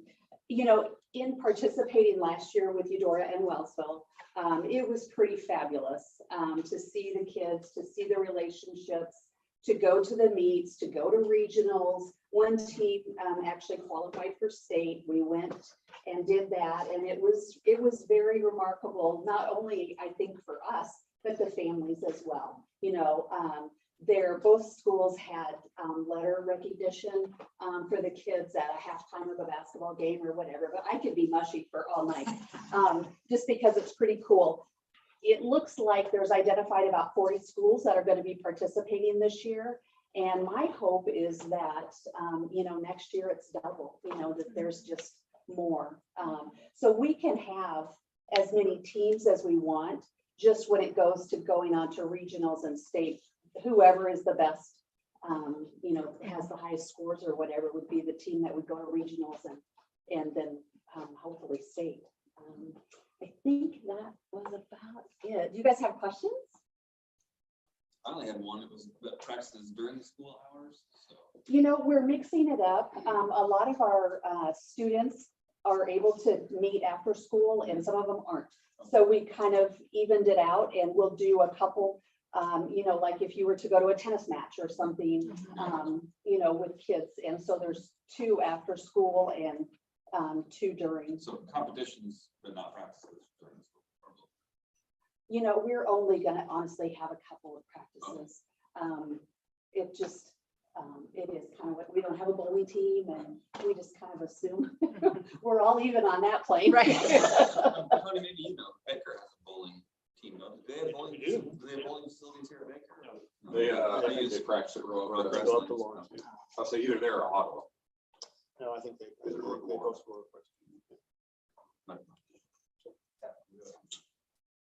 So they Put won't on be college. practicing weekly, just a couple No. to deal with, and then there'll just be competitions. Yeah, Just try to get our feet wet. yeah. And some of our students don't have even the stamina for more than that. They can use the ramps. Even at the state level, we had a student that used a ramp last year. You know, there's some limitations on how much help they can receive and that, but so we're looking really at a wide spectrum of kids. So Gary, I think you use the 2-to-1 ratio to try to even have enough participation to be able to. Yeah, we've got 17 or 18 Yeah. kids that have expressed interest in being a part of it. So kids that say, I want to bowl with a student, you know, with a. Which is a great idea. I think that's fantastic. Oh, it's fabulous.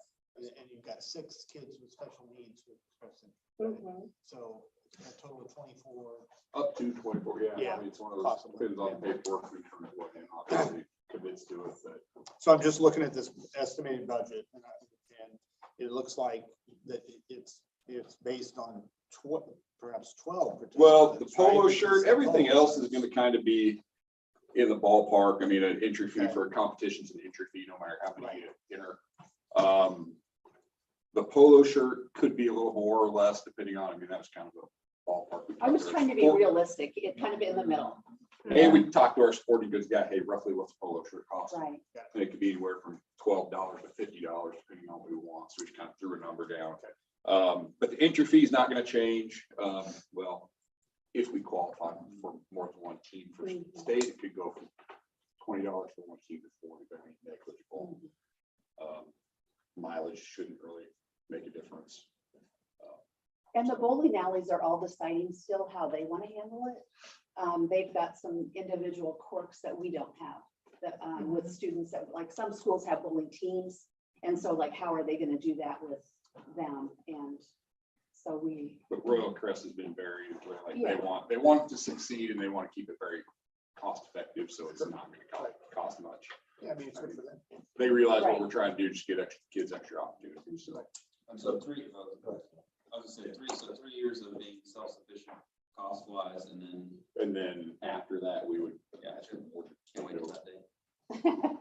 But I mean, I can't honestly, I wait to mean, be able we're to say, looking yeah, at, I we're mean, fun yet. what are we looking at? Estimated less than $2,000. I mean, it's very cost efficient as far as a program, so. And that's all, and we fund this for the first 3 years. First through 3 years. fund- Through fundraising. We don't. We don't. You guys are off the hook for 3 years. I was using royal. The Sheila and I get to go do some fundraising. Fundraising, right. So we aren't gonna be asking these kids to dig into their pockets and pay fees to do this. Could, but Good, yeah, but that's not our goal. right. No. We'd start hitting the bricks and, Yeah. I mean, honestly, less than $2,000, we can work some concession stands and come up with that pretty quick. Yeah. We get, we've already thought we can have the Booster Club may hopefully get a donation for part of that. We can add some business. I don't think it's gonna take much to come up with the operating cost for this one. Did you have something? Okay, I just want to make sure. Is this high school only or junior high and high school? Right now, just high school. They have other unified programs. They have bocce ball and basketball, but they're not CASHA sanctioned. And so that's kind of separate, but they're a whole lot of fun. They, Very excited. it's just pretty remarkable to go. And yeah, they're fun. So here are our two options, unless anyone has more questions of clarification or things, anything else anybody wants to add? So we have two options. Because of the practice of trying to get something in front of us and waiting a month, you can do that. As they said, they would like to start September 26th. If the board feels comfortable that the questions have been answered, you can also take action on that tonight. It would require, in either case, a formal motion to approve the proposed unified bowling team. So I move we approve the proposed unified bowling team. Sounds wonderful. boom. Okay. So, okay. Okay. So Susan moved, and I heard Andy first. Sorry. Seconded that we approve the unified bowling team for Baldwin High School, with special note that everybody up here wanted to be the one to either move or second. I think that's fair. Okay. All those in favor, please say aye and raise your right hand. Aye. Motion Can carries. we add the motion that everybody that just voted yes, give us $100? Fair enough. So, I don't think we can retroactively add that, but I understand. I mean, you had to try. Thank you. All right. Moving on now to board member input with the co-op report. Couple things for you guys real quick here. We had a meeting, was that last week? Yep. That was last week. Okay. A couple brief updates regarding that. Things are going really pretty well over the co-op right now. We still need, actually, we didn't need paraprofessionals like a month ago. Now we need a lot of paraprofessionals. So if you know anybody, let them know. I think we have 9 vacancies here in Baldwin for those positions. One thing that I think will be appreciated by this board as well is that there's, in our new strategic plan for the co-op, there's some overlap between the things that the co-op is intending to do and what the district is doing. One of those being addressing some social emotional needs and mental health needs of students and staff. So there is a committee that's been formed. This has not existed before in the co-op that's pulling together social workers and behavior specialists to get them to have more of a advisory role in the co-op to provide recommendations for each of the districts as well as the co-op as well. So that'd be another entity within the co-op that we can collaborate with going forward. The co-op, the 3 districts in the co-op cover, I think, 5 counties, which includes 4 mental health agencies that cover those counties as well. So it's a very complicated web of overlapping jurisdictions there. So having that committee kind of help to navigate some of that stuff for the co-op districts and families involved there will be helpful. So, other details? Nope, that's good. All right. Thanks, guys. Miscellaneous. We have a few items there. First one we want to make sure and go to, since it's on the agenda, is that last month we had a board member request for us to take a look at reviewing our mission statement. And so as is our practice, any board member can always bring up during miscellaneous, hey, what about this? What about that? And then the promise is to come back to it on the next agenda opportunity. Mr. Dodge had forwarded that to us just as a reminder to have it in front of us. But our current mission is teaching and learning for excellence, taking our place among the elite, recognized for extraordinary achievement, semicolon, teaching with purpose, passion, and concern.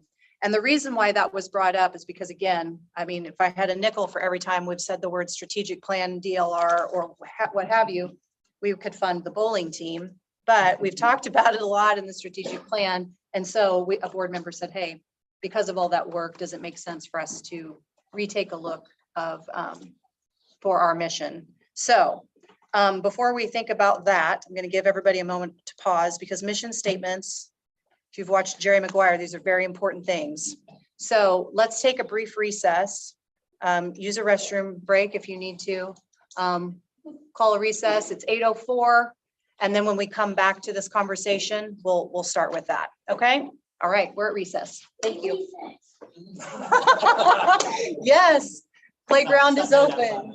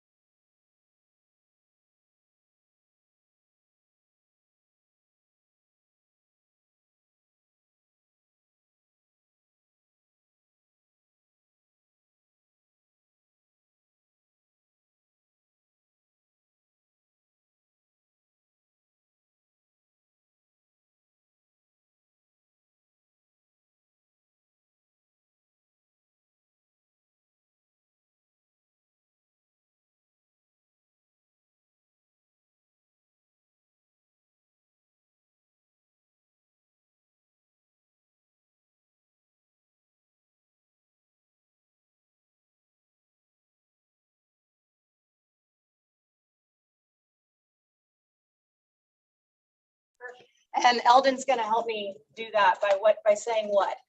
Recess is over. That's right. Now a kid gets to do it. Yes. Okay. Thanks for your help.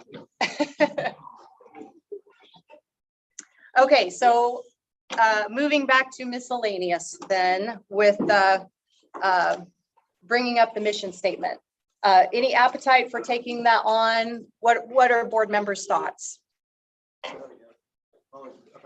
The mission statement. Is there any desire to, formalize a process to reevaluate it, to potentially explore updating it, reviewing it? Totally up to you guys. But wanted to honor the request to talk about it.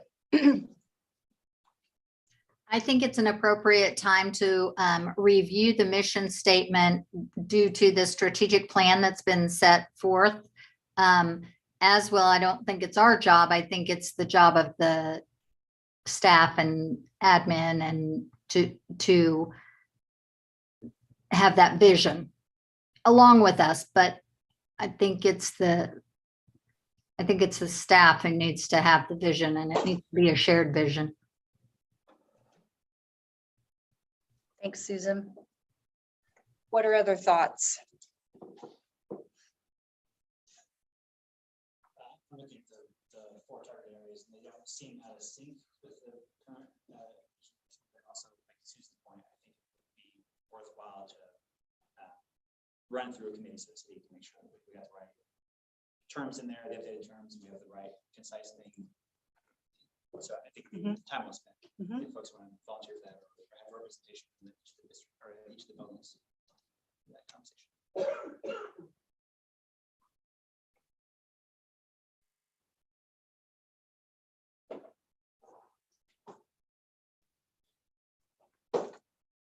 Other thoughts?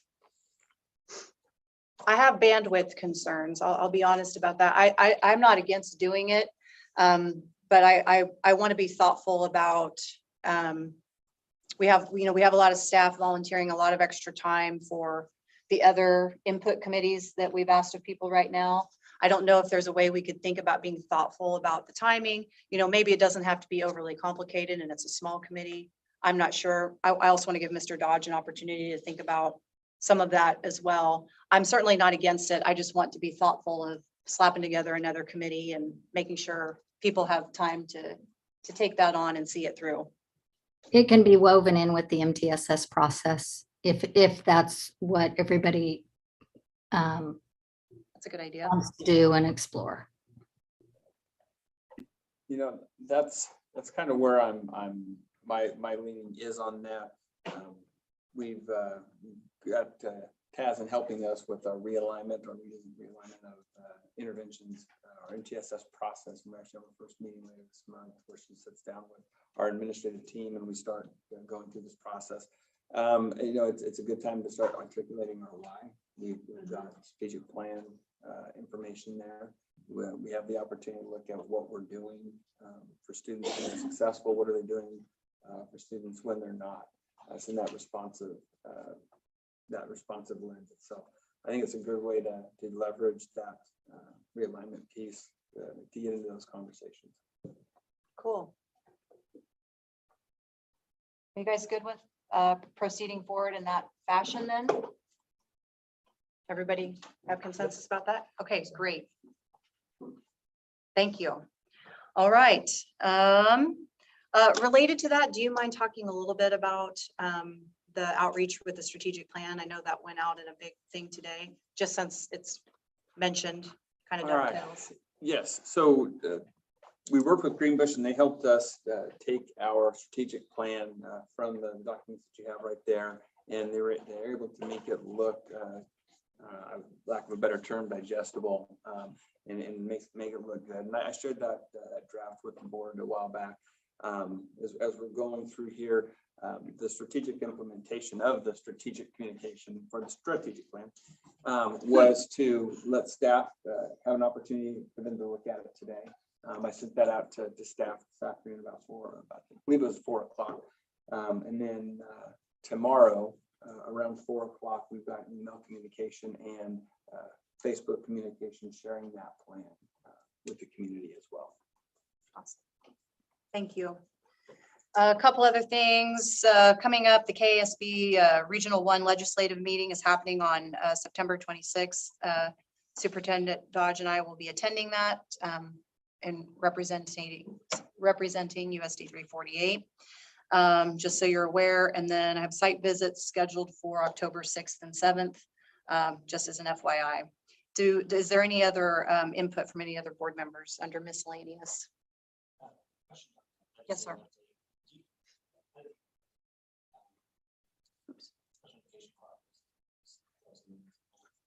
Hmm. This has been a hot issue for the last 2 years now. You know, I don't know.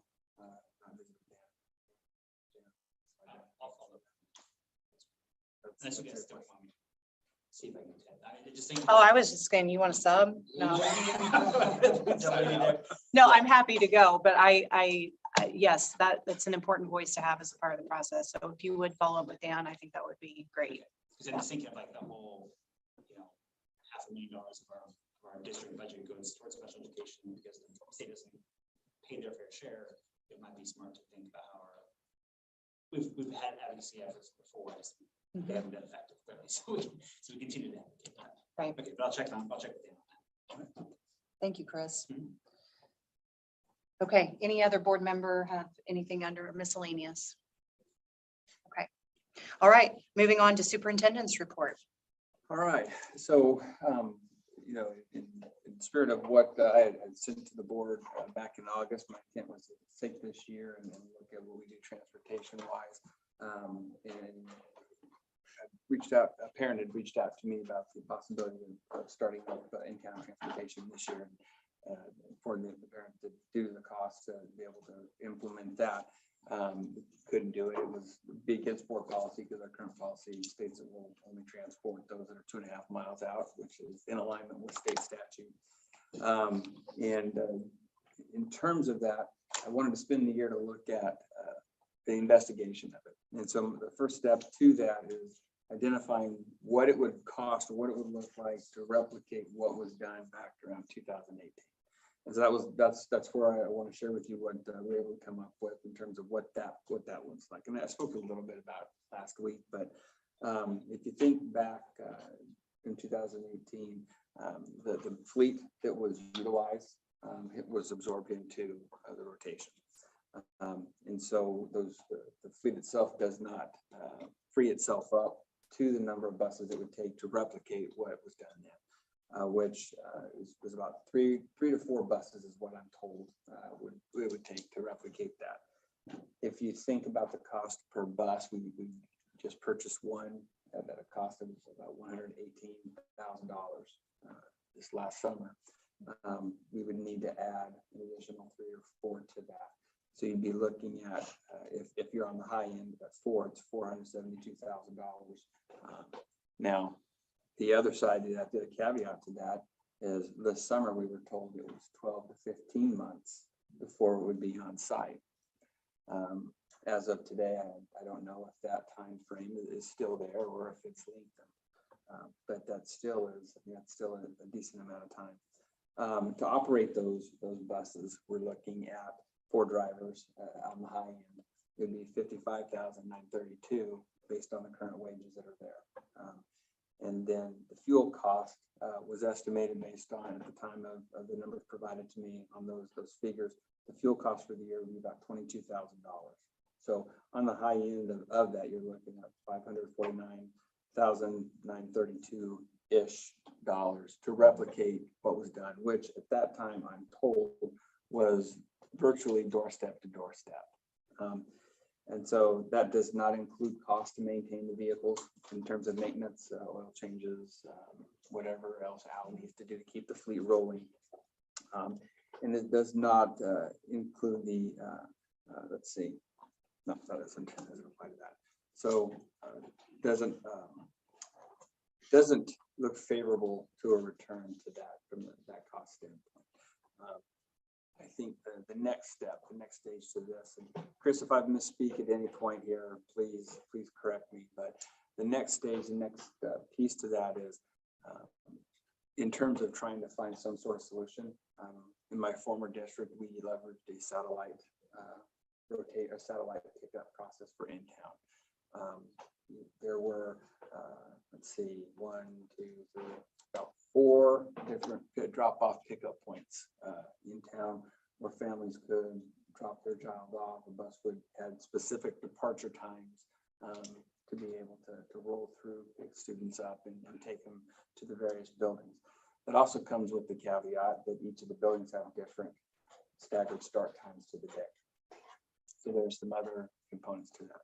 But also caveat comes to mind is supervision of students. So in addition to the 4 drivers that are there, there needs to be some supervision at the drop-off pickup point. Depending on where those drop-off pickup points can be, it could make thinking downtown that may not be favorable from a business owner standpoint, having a bunch of 4-year-old through 12th grade, realistically, downtown waiting for the bus to come or dropping off after school. There are things that need to be studied and considered. We don't know the number of families that would be interested in something like that. So that's another piece that would need to be gathered. Another option to consider is based on our current routes where they're going from the junior high school over to the ICPC and back. Are there any spots along the way that lend themselves to that sort of satellite opportunity? My concern is, as has been stated before, if we're using the schools as the drop-off pickup point, that's not going to do anything to alleviate congestion of traffic. In some cases, it might actually add to the problem. That's something that would need to be considered. So there are lots of things that go into this as we're moving forward. Let's see, number of hiring drivers. My understanding, one of the driving forces to making the shift away from the in-town busing was the inability to hire drivers. It just weren't. Correct. You know, if you think about that was the driving, yes. Yeah. You know, it's if you're a bus driver, you're working a split schedule. You know, do you have the flexibility to do that? Do you have the CDL? Do you have the interest? It's stressful driving one of those things. There's a reason why I have not obtained my CDL. It is a big job to that point. I will just bring up the idea of privatized busing, whether that is for the in-town piece component only, in doing something like that, where it would almost be like, you know, and you get after school, before school daycare, you know, it's, is there a company that wants to come in and just privatize the utilization of the in-town busing? They would not have an association with the school district. It would be like an after-school daycare piece. If there were questions or concerns, the families would then direct those to the entity that would provide that.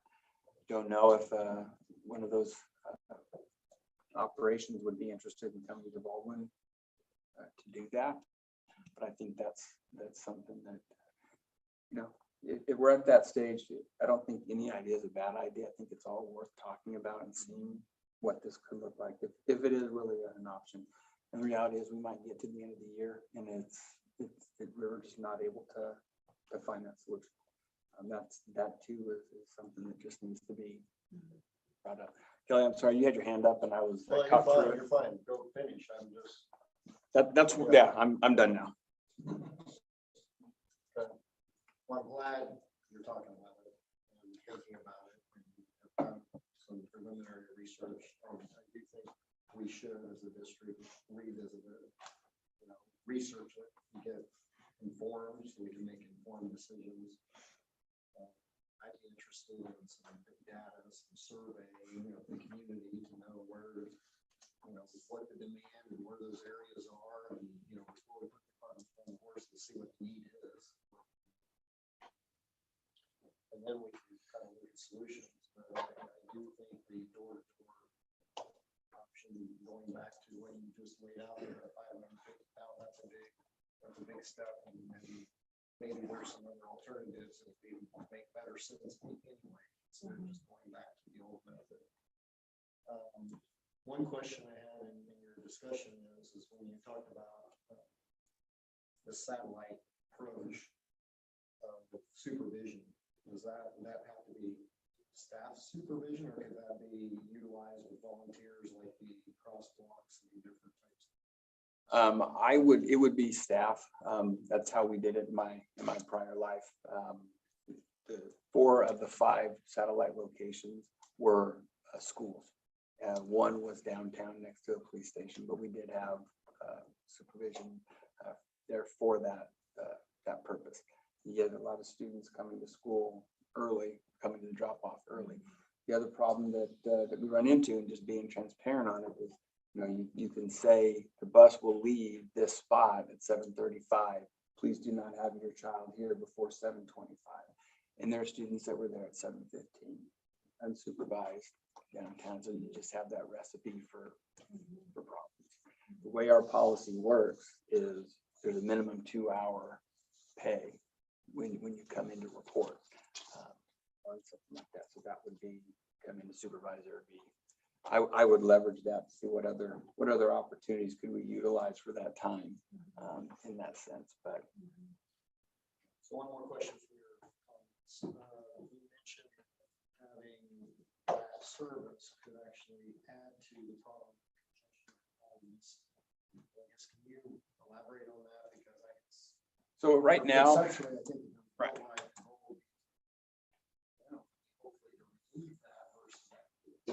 So one scenario or example for this, if you're a student who lives over by the junior high or high school, right now you're driving over to the IC to take your kid to school.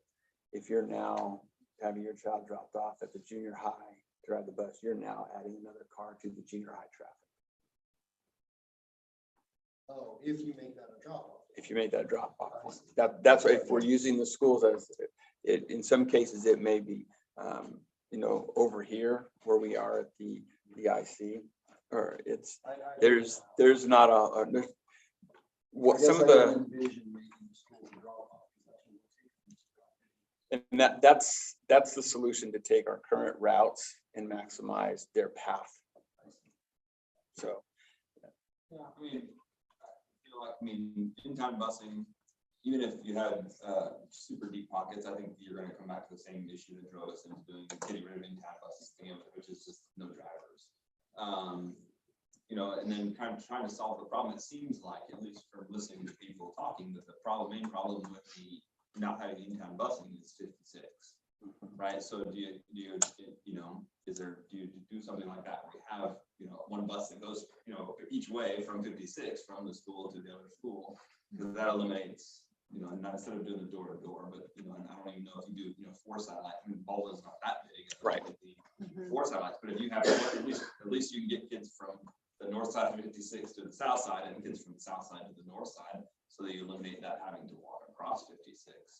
You might be able to accomplish that with like a 12-hour maybe. And that's where it goes to Kelly's point. How many students are we looking at?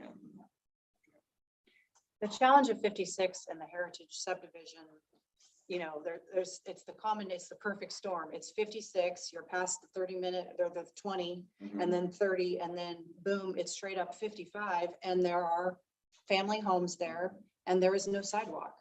And so, it is certainly, part of our responsibility to figure it out, but there's some structural, logistical things, jurisdiction things, and Mayor Semino spoke to that really well in his public comment. And it's just out there a ways, but it's still technically within that 2.5. We're following the law. I think nobody here is opposing and trying to do more, but we need more information, I think, to do, just to your point, to study it and figure out what our options are. So previously, did in-town families pay for bus transportation? Yes.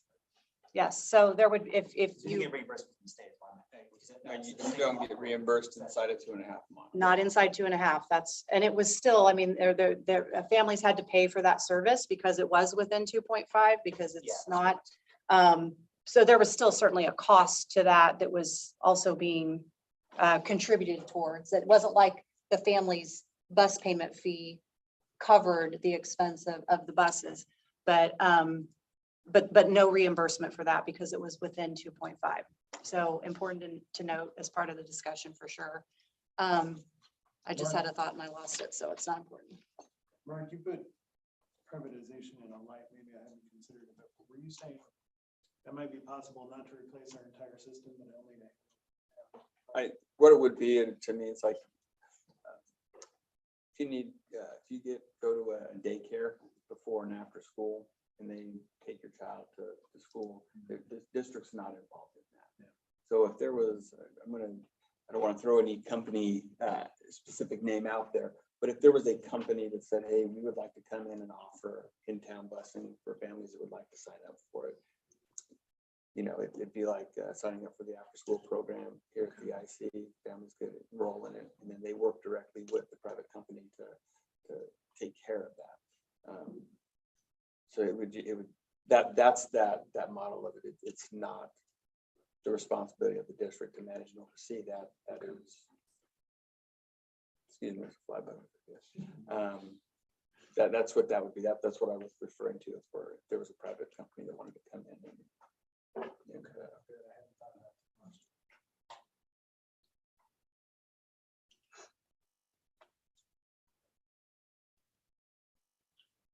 Other thoughts? This last week in our meeting, in your eye, I think just trying to.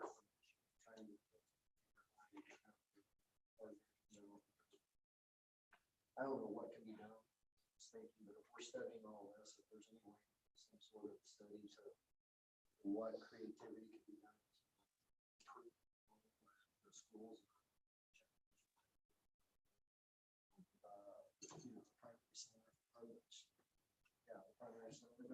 And here. yeah, intermediate center. I don't know what the answer is. Well, over at the junior high, we've got a nice bus loop between the two facilities. Only the clearance on either side doesn't allow for buses to go side by side through there. So that's part of the vision. What's that? No, what I'm talking about is changing for traffic purposes, changing where those buses. The buses. Yeah. I guess I'm talking about just parents and. And where I'm going with that, if you can get the bus from drop off and pick up off of the street and get it to the back there, families can drive through that drop off loop by the high school and just drop them off and go out the other side. So it's getting cars off the street there, getting kids off the street. You know, the satellite piece that we talked about, you know, kids would be walking in sidewalkless areas to get to a satellite spot. That's still, that I don't know that fixes that issue.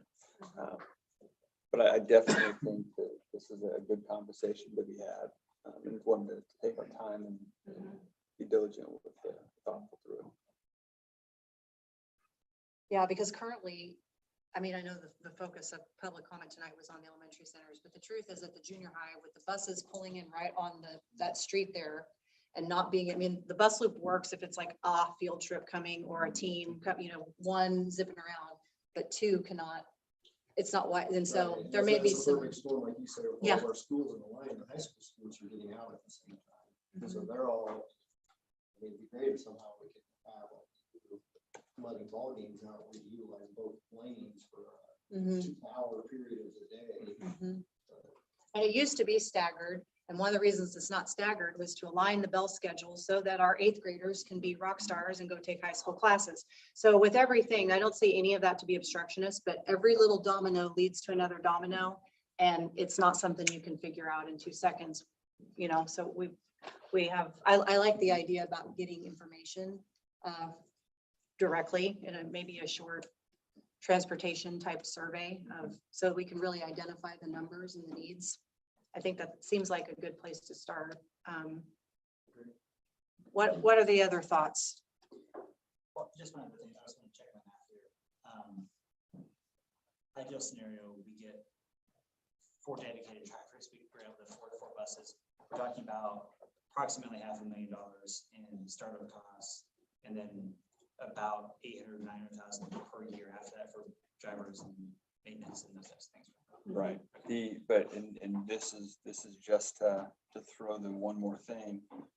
That doesn't include our annual purchase to keep our current out of town fleet rolling. So that would still. In addition to that. But actually, we'd probably speed up some of those. Well, it wouldn't speed up, but just we'd have more buses to maintain. Right. And replace over time. At some point, the buses become retired in terms of they've maximized their allowable mileage to be able to run a route.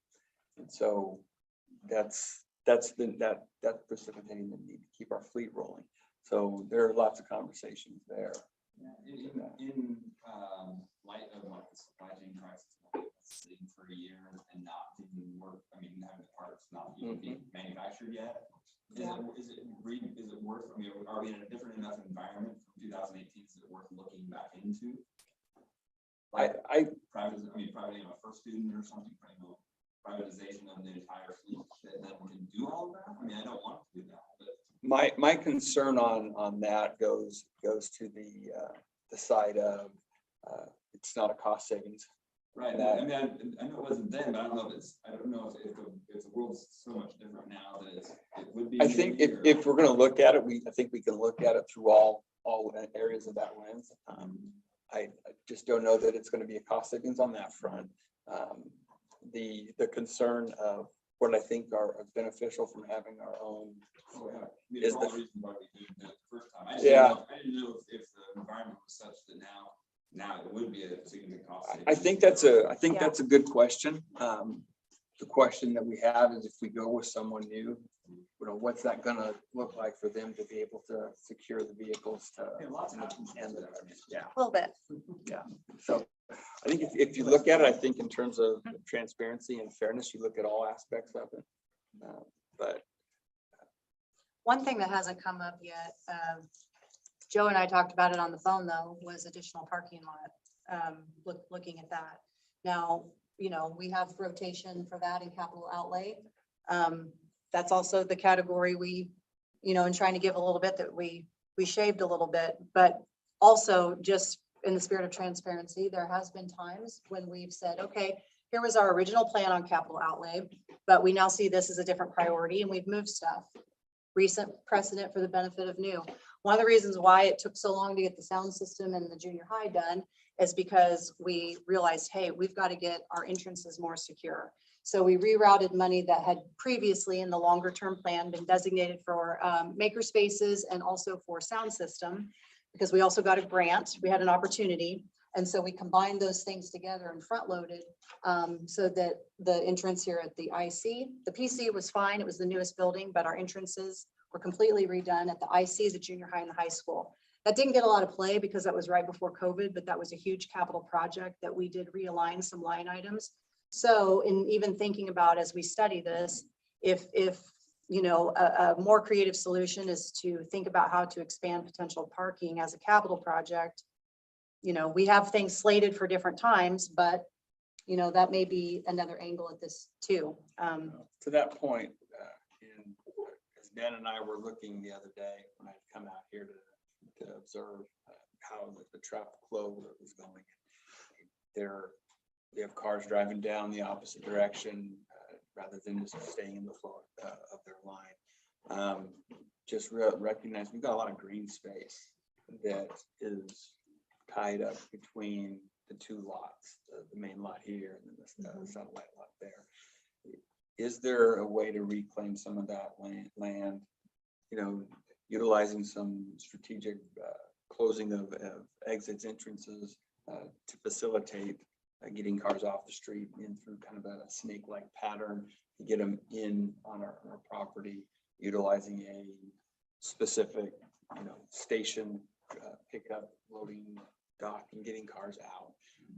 I think that's part of to that point, some good creative thinking on that line? Does that tie into, is that a capital project or is that something that ties into some of the DLR things that we're doing? So I think there's no action item formally, but I think the consensus looking around the room is that we definitely want to study this and provide resources for you to do that on our behalf, in consultation with our awesome transportation director, Chris, who does an amazing job in managing all of those moving parts every single day,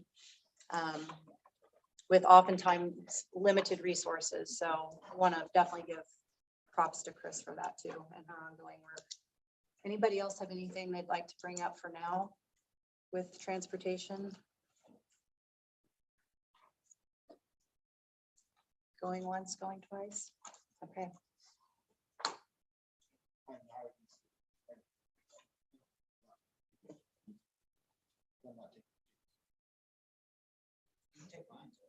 Yeah. I'd be happy to let you take mine. I know.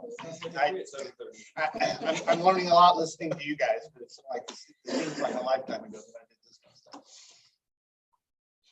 Are you comfortable with the direction? Just I am, I'm very comfortable. Okay. All right. All right, with that then, I move we enter into executive session with Principal Walsmith and Superintendent Dodge to discuss a personnel matter at the Intermediate Center pursuant to the exception under coma for non-elected personnel. And the open meeting, sorry, will resume at 8:48. It's 5, right? Yeah. I have moved, Phil seconded. All those in favor, please say aye. Aye. Susan- There she is. We can take Susan electronically. Susan, just call me and I'll put you on speaker. Got it.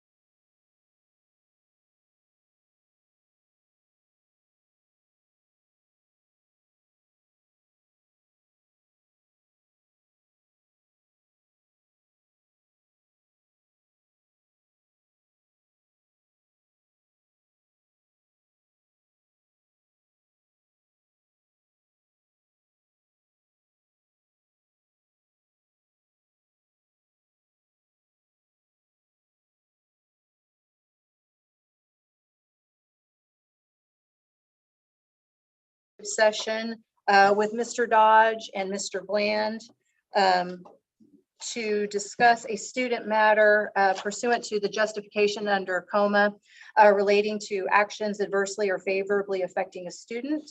Is there a second? Oh, sorry, and the open meeting will resume at 9 o'clock. All those in favor, please say aye and raise your right hand. Aye. 7-0. I moved. Shoot, yep. I moved, Kelly seconded. Got it. Thank you. And 9 o'clock. Yeah, Blaine and Dodge, Baxter. Thank you.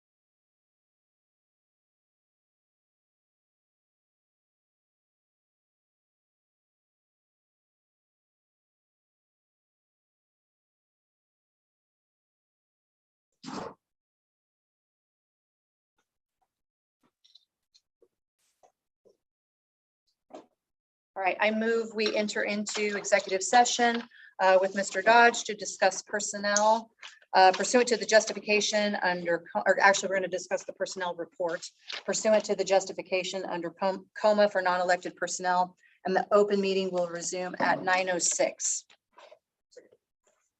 Chris seconded. All those in favor, please say aye. Aye. 7-0.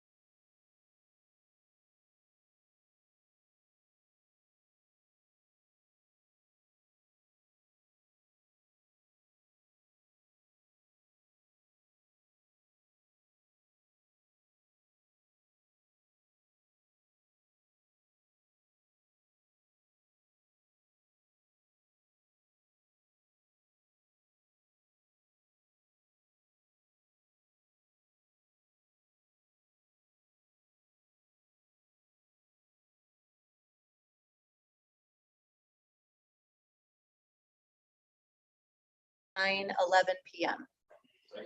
All those in favor, please say aye. Susan? Aye.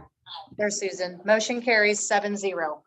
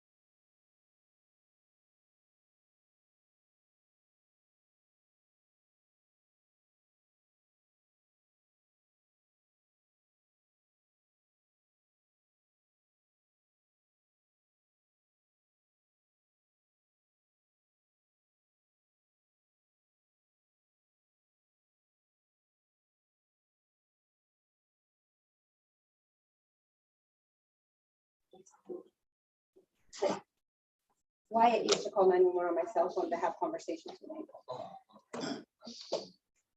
You could just dial Dad. Be way safer. They talked to them. They were really nice.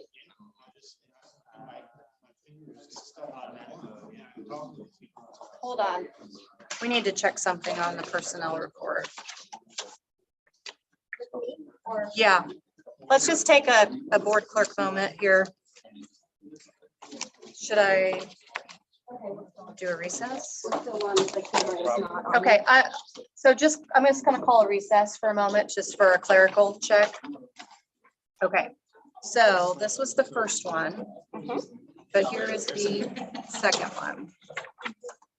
And tennis. That was, so Jamie is. Jamie and Chad. Yeah, that way he's not doing it by himself. Right. Okay. Well, no, so Jim Ashcraft is the head coach. But splitting the assistant. They're splitting the assistant. Yeah. Yes. Yeah. Okay, that was it. Just didn't want to approve, like, it's always better to check. Yeah, both of them are not so tied up. Yeah. From their hands. Yeah, that was in one Chad of wanted our, to be able to watch Logan. I think that was in Gary's report, actually. Or somewhere. I read it somewhere. I just can't place it. Okay, I'm so ready. so ready. We're gonna call this meeting back to order. I got this personnel thing Okay, ready. Andy's got it locked in. I move we approve the personnel report as amended and recommended by administrators tonight. Andy has moved and Phil has seconded to approve the personnel report reflecting the changes recommended by the admin team tonight. All those in favor, please say aye. Aye. Motion carries 7-0. Motion for adjournment. Phil has moved and Kelly has seconded that we adjourn the meeting. All those in favor, please say aye and raise your right hand. Aye. Aye. Meeting adjourned 9:14. Thank you.